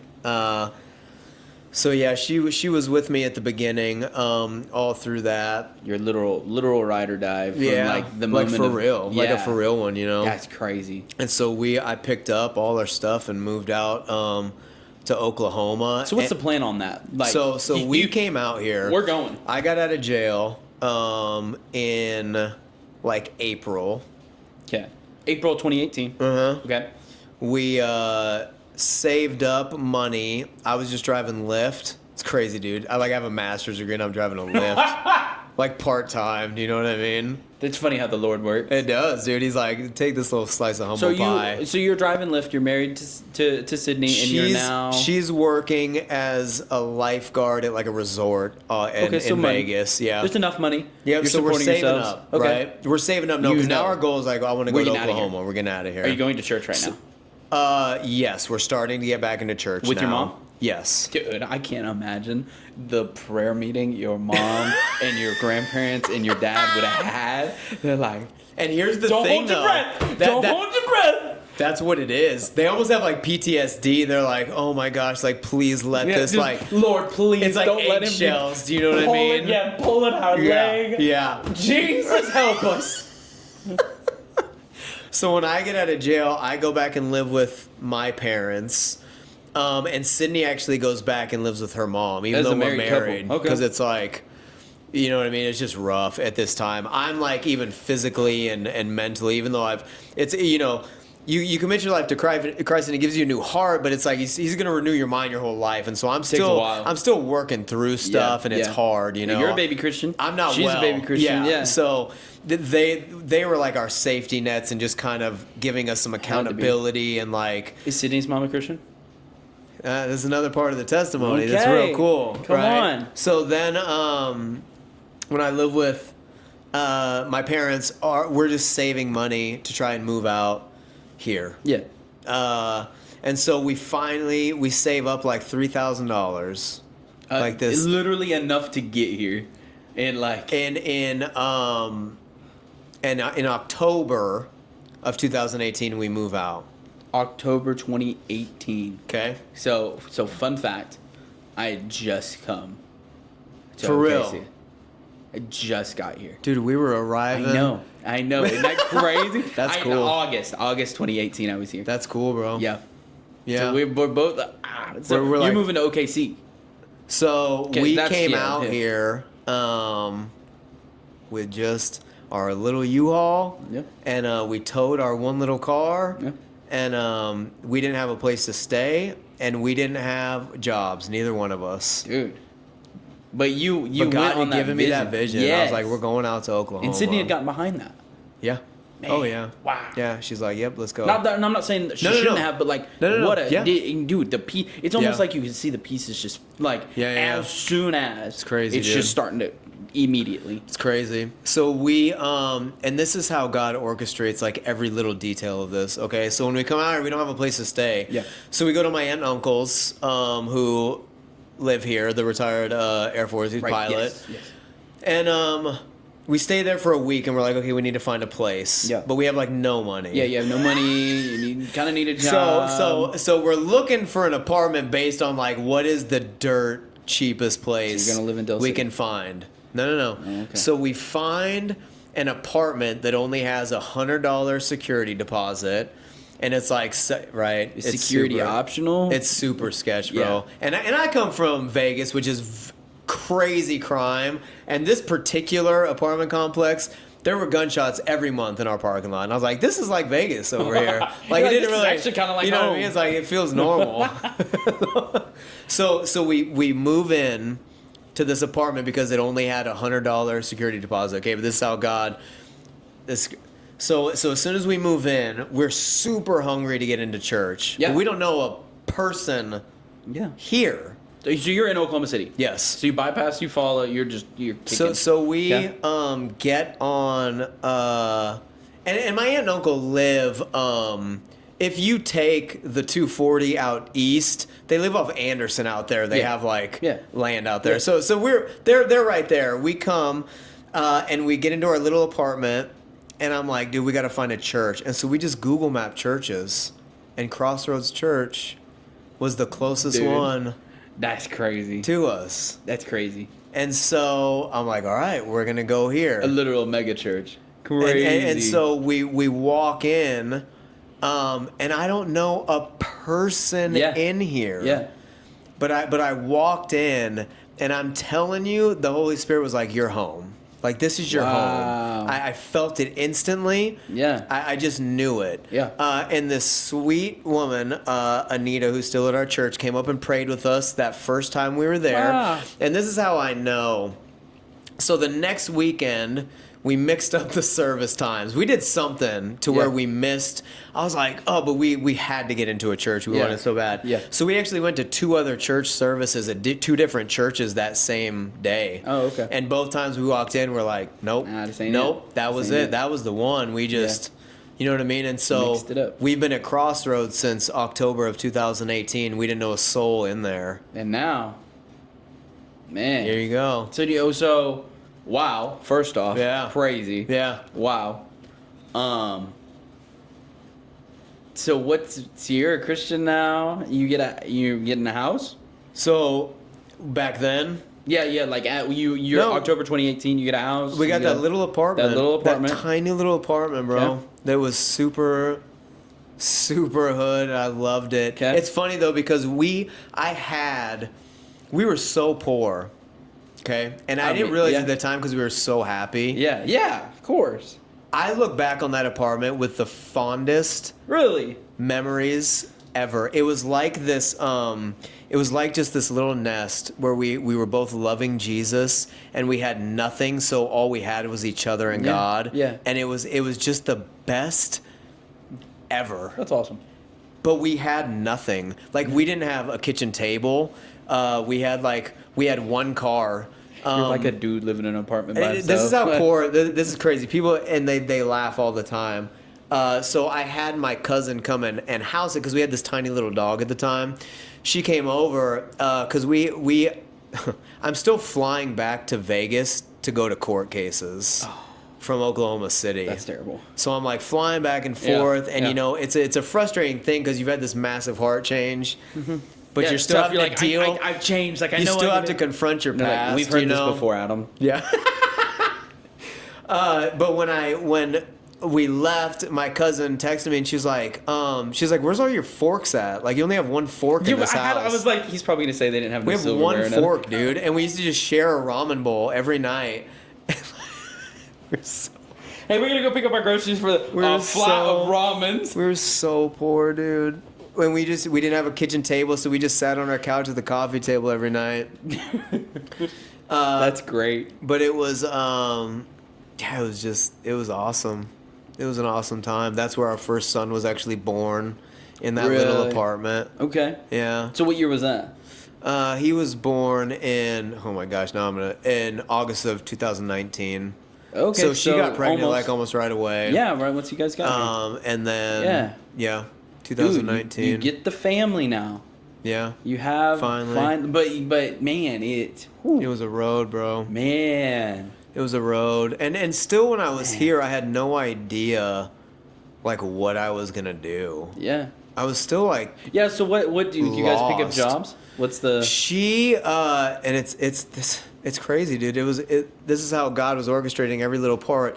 My aunt here, she has her doctorate. She was a professor in the universities for a long time. Smart out here. Right. So she reached out to a friend that worked in a law firm, and it's a nationwide law firm. They're all over. Okay. She was like, "Hey, my niece just moved here. Oh." She's like, "I'm not sticking my neck out. I don't know like how she is or what she is. For her, but is there? But if you want to try, you know what I mean, she could do it." And she was like, "Yeah." That's the legal secretary for the same firm right she's still working for. Dude, that's awesome. Yeah. That's crazy. That's insane. So crazy. What did you do?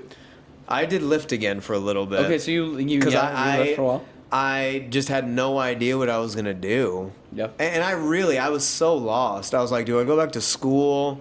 Yeah, because at this point, your life is literally topsy-turvy now. But do you know what I mean? The best way like, possible. To go back to school, I was like, dude, my master's degree that took 10 months was like $30,000. Yeah. Do you know what I'm saying? So I'm like, kind of have some money. Can I go back off for a doctorate and and do what? Rack up another like $50K for what? Yeah. And I have no idea what I'm doing. Yeah. So I was like, maybe I could be like an adjunct professor. Okay. I just had no idea, bro. And my but I did Lyft until the point when we started serving at Crossroads. Like, you could not tear us away from that. We were serving the host team. The youth pastor at the time like stopped me. I was actually going to volunteer to go into schools and tutor because that was one of the things. Like, hey, we need like people to go in. I was like, I'll do that. Yeah, and the youth pastor stopped me. And he was like, dude, you need to come over into youth and be a youth leader. And like, that was our life. Like, you just, from that point on, you loved that's all I did. I went on every event, every trip. Yeah, like, I was his right-hand man. Wow. For that, and that was sitting, it was everything. And so when his name was Tyler. Tyler. Yeah. Yeah. Tyler.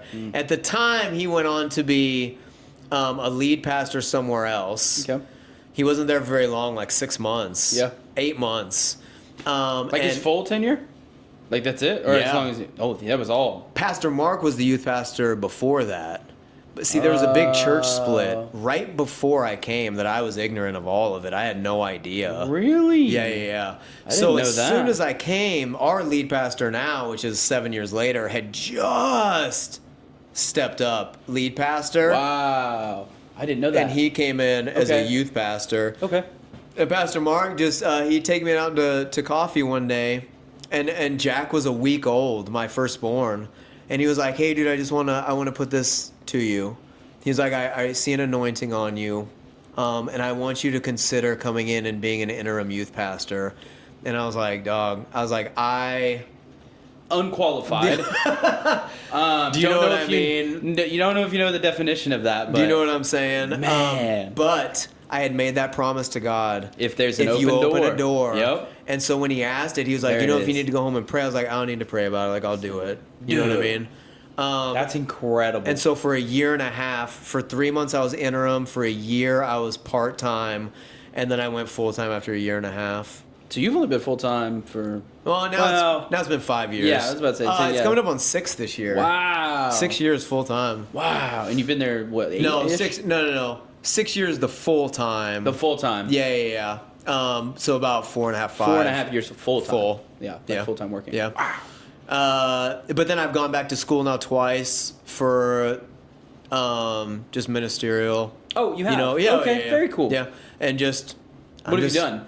I just went to OSOM. Oh, okay. I say so, just, but you know what I mean. It's something. Yeah. For you, that's like, for somebody that'd been in the background, for somebody that just gotten in, and you, dude, an opportunity of a lifetime. Yeah. It was, and I don't know. It's they they must have seen the same rap sheet that I saw when they hired me. Mm-hmm.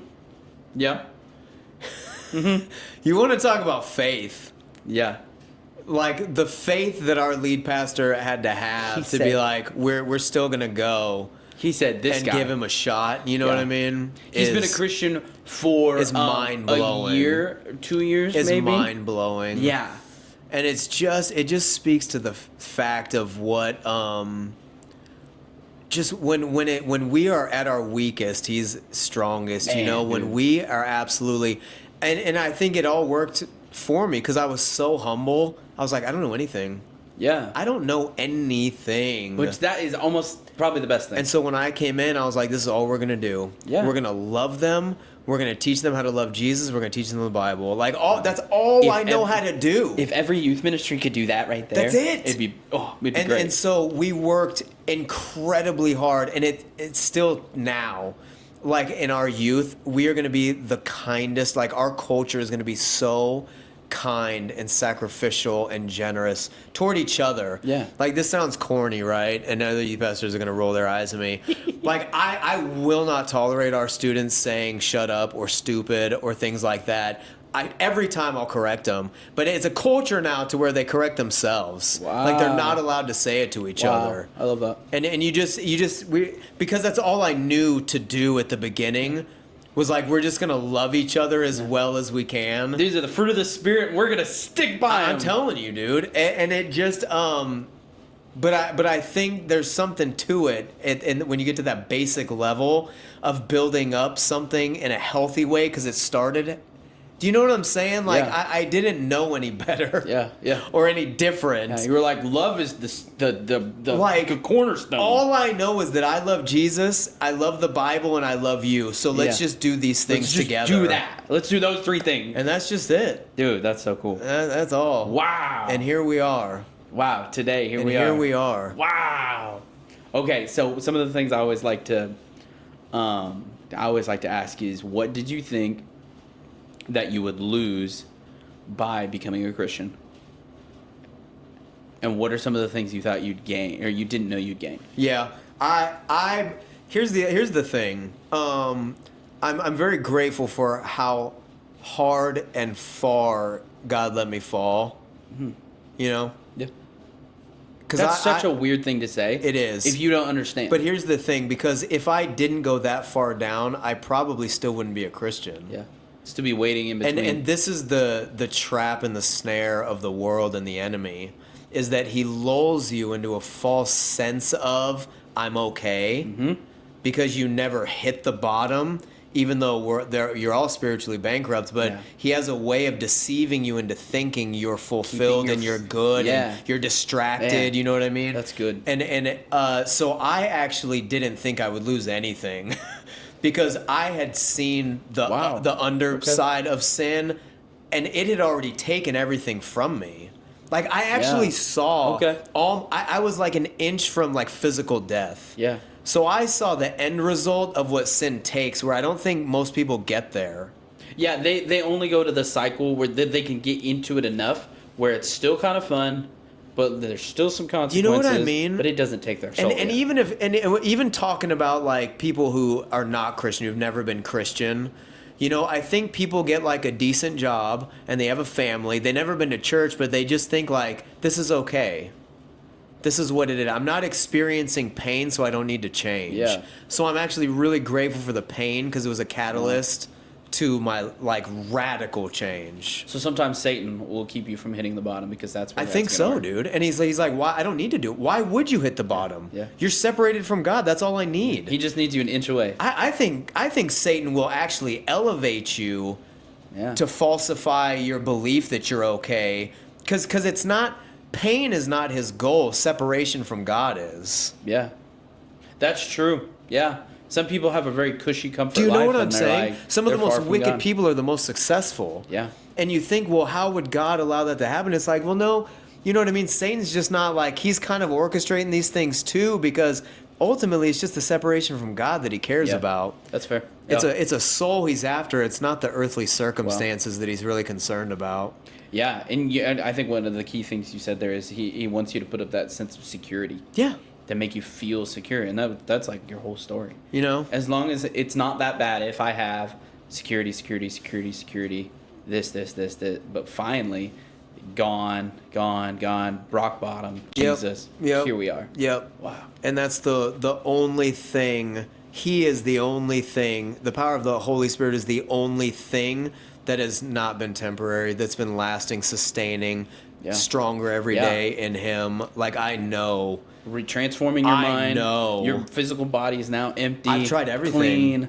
And yeah, you literally tried everything. I've tried everything and this is the in only Las thing that Vegas works. To try and cope and to make myself feel fulfilled and like I've achieved something. And they're just these temporary plateaus that wear off real quick. Yeah. They're real quick. It's like, cool, got that, now what? Yeah, it's that cheap thrill that you, And it's so true where like God is the living water. Like you're just constantly satisfied. Man. You know? He is what was. Yeah, like sin is like salt water. You know, you drink it because you think it's doing something, and it just makes you a little worse every time. Wow. Yeah. That's good.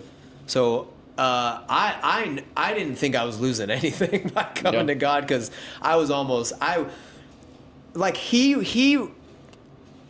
He redeemed me. I'm talking like in every way. Yeah. He resurrected me in every, like mentally, physically, emotionally, spiritually, in every way I was dead. And I'm talking about like, I knew it, the world, like my parents knew I was dead. Yeah. And he resurrected that back to life. Wow. Crazy. Yeah. Crazy. Man. Wow. That's good. Dude, I mean, that's and that's what I'm saying. Like I sit in my children's room every night, you know, like it's gonna make me cry just saying this, but like we read our Bibles together every night, like it's my thing, and we pray together every night, and I'm so incredibly grateful for this life that he allows me to have, because I don't deserve it. Yeah. And it is everything to me now. And so what used to seem important, I look back on it and I'm like, it's so worthless, man. It's so worthless without him. And even the family in Sydney without God would be worthless. It just wouldn't be what it is. Like he is the foundation that makes all of it work. Yeah, that's good. That's so the question kind of then stems to what did you gain? But I think it's the desire that you had always had for the family. It's everything. Yeah. You know what I mean? I used to never be able to like even fall asleep without noise and TVs, and like I sleep so peacefully now in a second. Like he redeemed me fully from all my anxiety, all my depression, like little things. Like I had for my entire life for 30-something years, like, bitten my nails. Like, could not stop. Could not. Wanted to so bad. Yeah. And, like, the second that in 2018, when I came to him, like, I've never, like, bitten my nails. Like, just completely freed from all anxiety, all depression, like, all these things. Wow.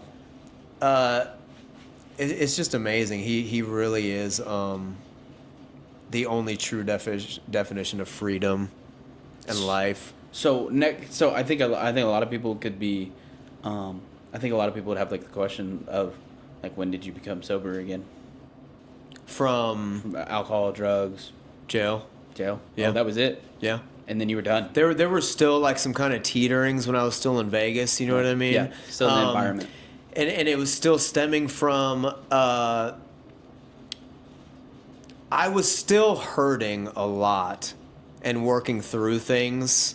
Yeah. You know? Yeah. Just all the stuff that had compounded and just, I was just wounded. Mm-hmm. You know, like beat up and left on the side of the road. Yeah. Like the Samaritan, dude. I got like beat to a pulp. Literally. And so this is what I was talking about. The strongholds were still there. Like they still hadn't been broken off of me.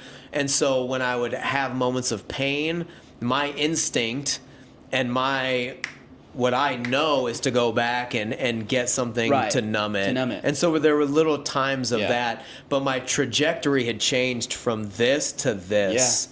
You know, so now I'm going up. And I'm not going to say that he gave me a new heart instantly, and I felt inside instantly, but the mind is still being renewed today. I still struggle with things, you know what I mean? It's like, this is I don't want to get off on a tangent, but this is one of the things like I warn my students about, like with pornography. It's like you think it's a temporary thing, but you're going to have to wrestle with these thoughts for the rest of your life, potentially. And you have the Holy Spirit that's stronger and can overcome these things, but why would you want to wrestle with that? So I still have to deal with... He doesn't brainwash you in the sense that, like, I don't forget it all. Yeah. He heals you. I'm healed. He will, yeah. I pray for all the people. I love all the people. I'm not tempted like I was. Yeah, so I think that's a question is for people that are, because, I mean, some people come to the Lord and they still, like, struggle. Yeah. Like, they love the taste of beer. They love the taste of alcohol. They love the taste. And it's just, but man, for you, it almost seems like a... I felt there's almost a direct correlation between the closer I drew to God, the more things broke off of me. You could just feel them like just wayside. And it's an intentional, like, and I was almost like self-discipling in that I meant when I was in that tiny little apartment and I was driving Lyft, I would just read my Bible for hours a day because I didn't have nothing else to do. Yeah. Do you know what I mean? But the closer that I drew to him, he started switching my desires, like you talked about, and to where my desires stopped being from, man, I could really use a drink right now, or man, I could really use some drugs right now, into, man, I really want to read my Bible right now. Yeah. And I tell people all the time, like, don't give up. It's one day at a time. Trust in him one day at a time. One day at a time for you to get where you were. Keep drawing. And he can radically deliver like lightning. Absolutely. Right? Absolutely you can. But in my experience, what it was like, and I tell people all the time, it's like a tree and the leaves changing color. Yeah. Like it doesn't happen in a day, and you actually don't even notice it. Yeah. It's just one day you look at the tree and you're like, dude, that is way different. Yeah, beautiful too. Way different. Yeah. And that's why I feel. I look back and I'm like, I'm unrecognizable. Yeah. To people, to the people I used to know. Yeah. To myself, I'm like, it's hard for me to even get in the headspace of where I was at to do the things that I used to do. Yeah. You're just like, how? It's like unfathomable to me, but that's where the mind of Christ. It is, and where the depths of sin will take you, and where pain will take you. Dude. You know? Yeah. Man, it's quite incredible.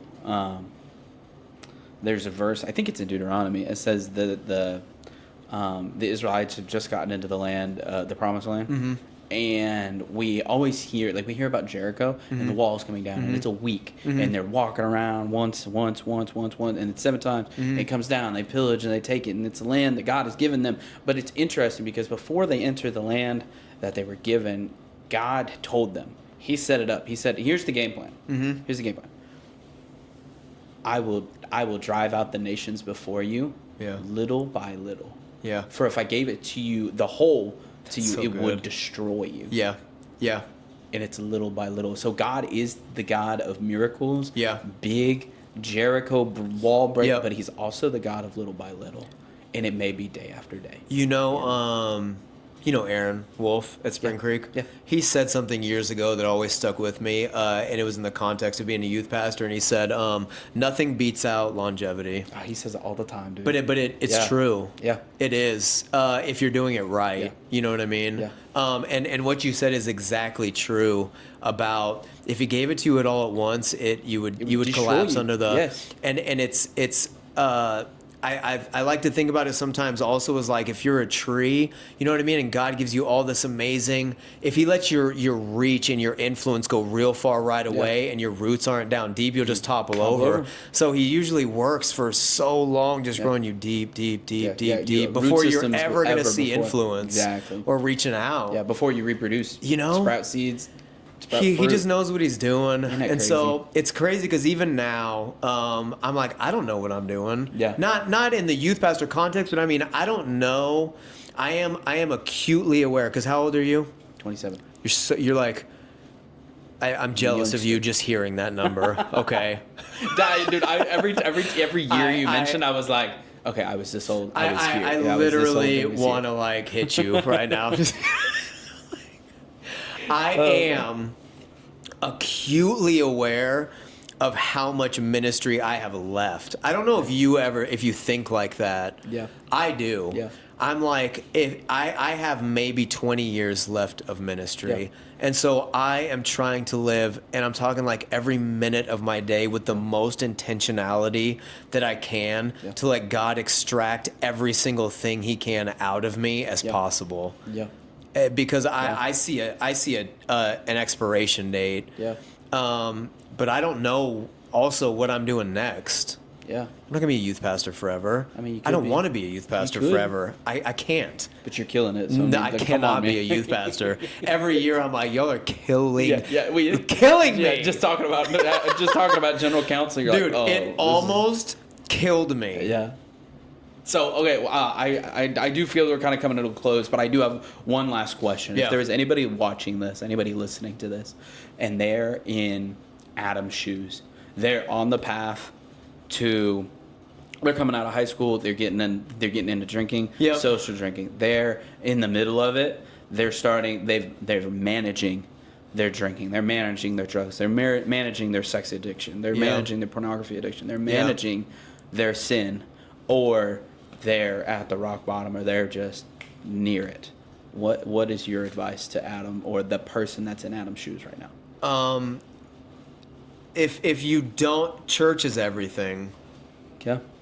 You know, you've got to get plugged into a church and find people that you trust who are much wiser than you, and try and humble yourself to allow wisdom to be poured down into you.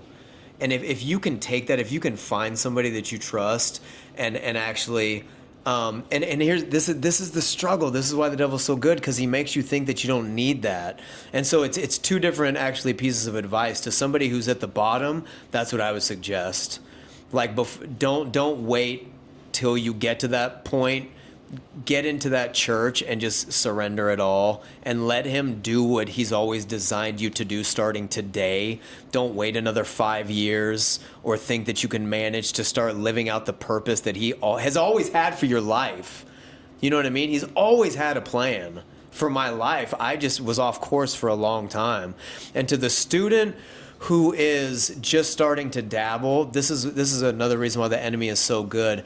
You think that drinking one night is an isolated moment, and you don't realize the future moments that he's robbing of you in the small moments right now. And I'll use the example of like pornography again. You think it's this isolated moment, and you don't realize the moments he's robbing in your marriage in the future. You don't realize how what you're viewing in these 5 minutes is going to affect how you look at your future wife, the expectations you place on her. Like, the enemy is robbing you of your future things that are meant to be blessings in him. He's robbing you of so many of these precious, amazing moments. And not that they're not going to be there, but he's trying to taint them. And he's trying to make them not what God intends them to be. Yep. And it's the same thing with drinking. You know, he's trying to build up habits in your mind so that when most people start drinking when it's fun. Yeah. And very few realize the moment where something painful happens and they take a drink because now it hurts. That's such a quick step, man. You know? Like they social drink and then it's like, oh man, now something hard happened and I'm still going to social drink, but it's in the name of pain. It's such a small step. It was a small step for you too. It is. Yeah. And so if you can open your eyes to the plays of the enemy, and then surrender to God, because there's the thing, knowing the plays but not knowing Jesus, it's a temporary fix. It don't do nothing. Like a rehab and everything. Jesus is everything, man. Yeah. Church is everything. Get in and serve and find your people. Yeah. Read your Bible, because even without being in the Word every day, it still is like you got to get that in you, man. Every day. That's so cool. Yeah, I think it's so interesting that like a lot of times I'll do these conversations and it's always like if we spend so much time on like before Christ, but it's almost like after Christ. It's almost just like it almost seems short because it's like period, done, forgiven. Like it's just amazing because it's just what God does. Yeah. You know, and it's all the things that you were searching for all those years, the 10+ years, and God's like, hey, it's crazy. It's crazy how happy I am. Yeah. And how I am the worst of all sinners and don't deserve it. Yeah. You know, and Paul I always encourage people. Like I just had a parent come up to me, and they're struggling with addiction. You know what I mean? And they're just getting off. And I'm like, to be able to try and speak hope into them from a place of experience, I'm very grateful for. Yeah.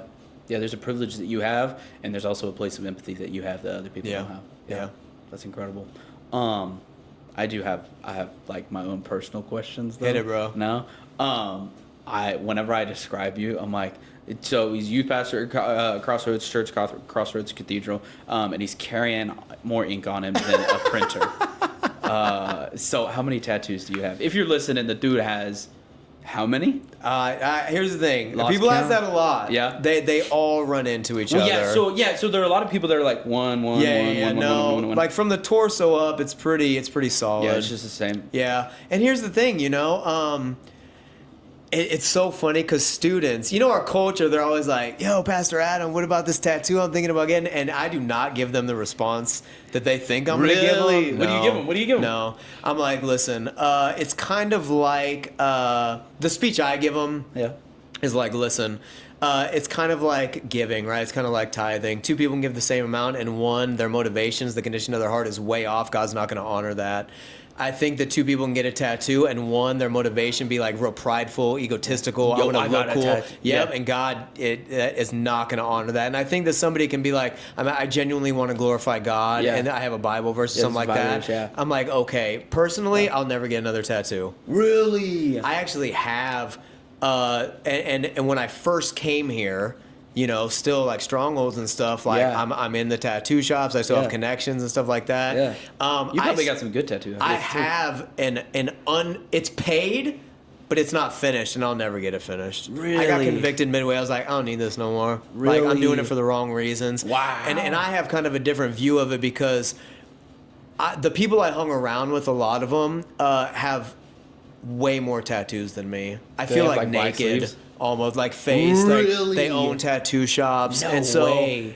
I was always like, it felt normal in Vegas to look like this. Wow. Out here, it's like... But I was always doing it for the wrong reasons. Yeah. My motivation was always like, look at me.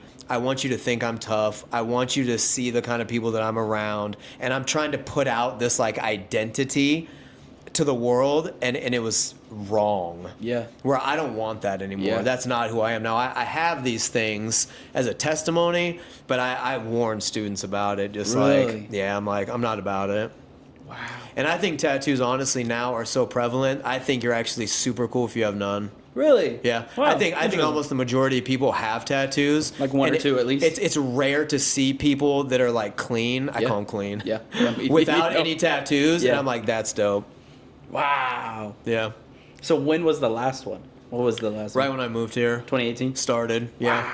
Yep.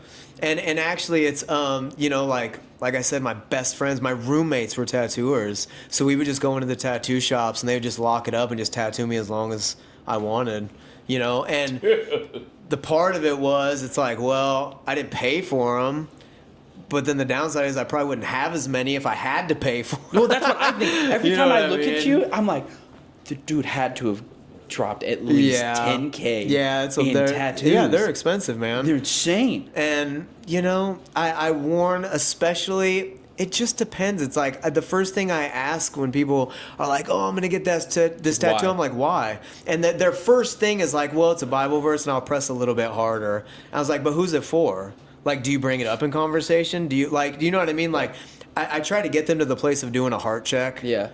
Because it's cool, real easy to, you know what I'm saying? Yeah. It's real easy just to give an answer. Yeah. And also, you're not going to feel the same way. Like I have them on my face and like all over and like everywhere. Yo, he's got them on his face, his and neck, his even back. my sons now are starting to ask, they're like, Daddy, why do you have so many tattoos? And I'm just like, well, Daddy, I just used to be a different person. I used to live a different life. And it's a teaching moment, but like I absolutely do not want my sons getting tattoos. Interesting. Yeah. And I get it. It's the lens I'm looking through. Yeah. It's different. Yeah. It's a different vibe. You've been to hell and back. Although, and here's the thing I'll ask my student, like, whatever tattoo you want to get, right? Would Jesus take you to get that tattoo? Man. Okay. And like, just be real. Like, let's just ask these hard questions because I don't want. I want to hold you to it. Yeah. I'm not gonna let you slip out with some like easy answer. Yeah. And when you ask something like that, they're like, no. I'm like, well, then you have your answer now. You can go ahead and do what you want. Yeah. But you know at what least, I'm saying? At least you're being honest now. Interesting. Yeah. See, I had no idea when you got like your last tattoo, so I was curious because you see him and you're like, oh, he's probably getting them like. He's got a budget. No, he's got a budget for tattoos, dude. And it's funny because even and I just will not. And part of me also is like I have them now, so I use them as testimony. Yeah. It opens a lot of doors for the younger people. Oh, dude. But I have to work harder for the older generation for them to hear my heart and get to know me. You know what I mean? And I get it. I look like I'm on a parolee program, dude. They look like you were a druggie and and a lot of stereotypes exist for reasons. Most people who have tattoos are violent, and like there is that to it. Yeah. But I don't know. That's incredible. Cool, man. Well, heck, is there anything else that you want to share? Anything that's been on your heart, on your mind that you're like, I want to get that off? No, nothing. I love Oklahoma. Yeah. It's funny because I'm maybe don't look like I would defend it so hard, but I hear people who are like born and raised here, and I'm like, you just think the grass is greener. They're like, oh, Oklahoma. I'm like, bro, it is so dope here. I love it here. Yeah. I'm not from like a. I'm not from Oklahoma. I'm a transplant, but I'm not a Las Vegas transplant. Yeah. I'm a Kansas transplant. So we're still kind of similar. Similar? Yeah. I love Oklahoma. Similar. Yeah. That's what I would say. Yeah. It's got its problems. It's got its issues. Every place does. Yeah, exactly. You know what I mean? I love it here, and yeah. Love you too, buddy. Thanks for having me out here. Absolutely. It was my cool, honor. bro. Man, that was so much fun to have. Got me like soul searching and yeah. Got all new things to be grateful for again that have kind of refreshed my memory. Yeah, Absolutely. It's cool. Thank you for being on. Yeah, bro.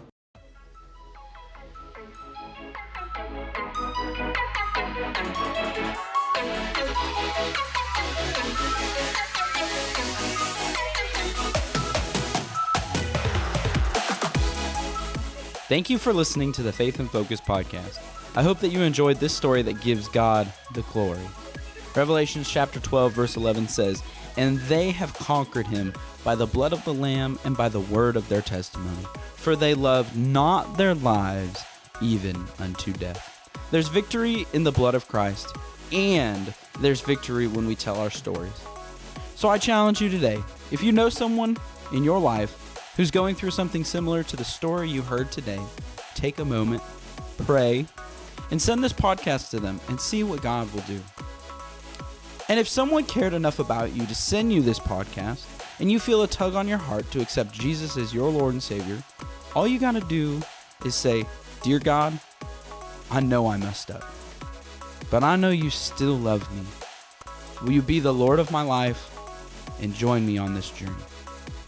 If you prayed that prayer today, there's a few things that I would encourage you to do. First, celebrate.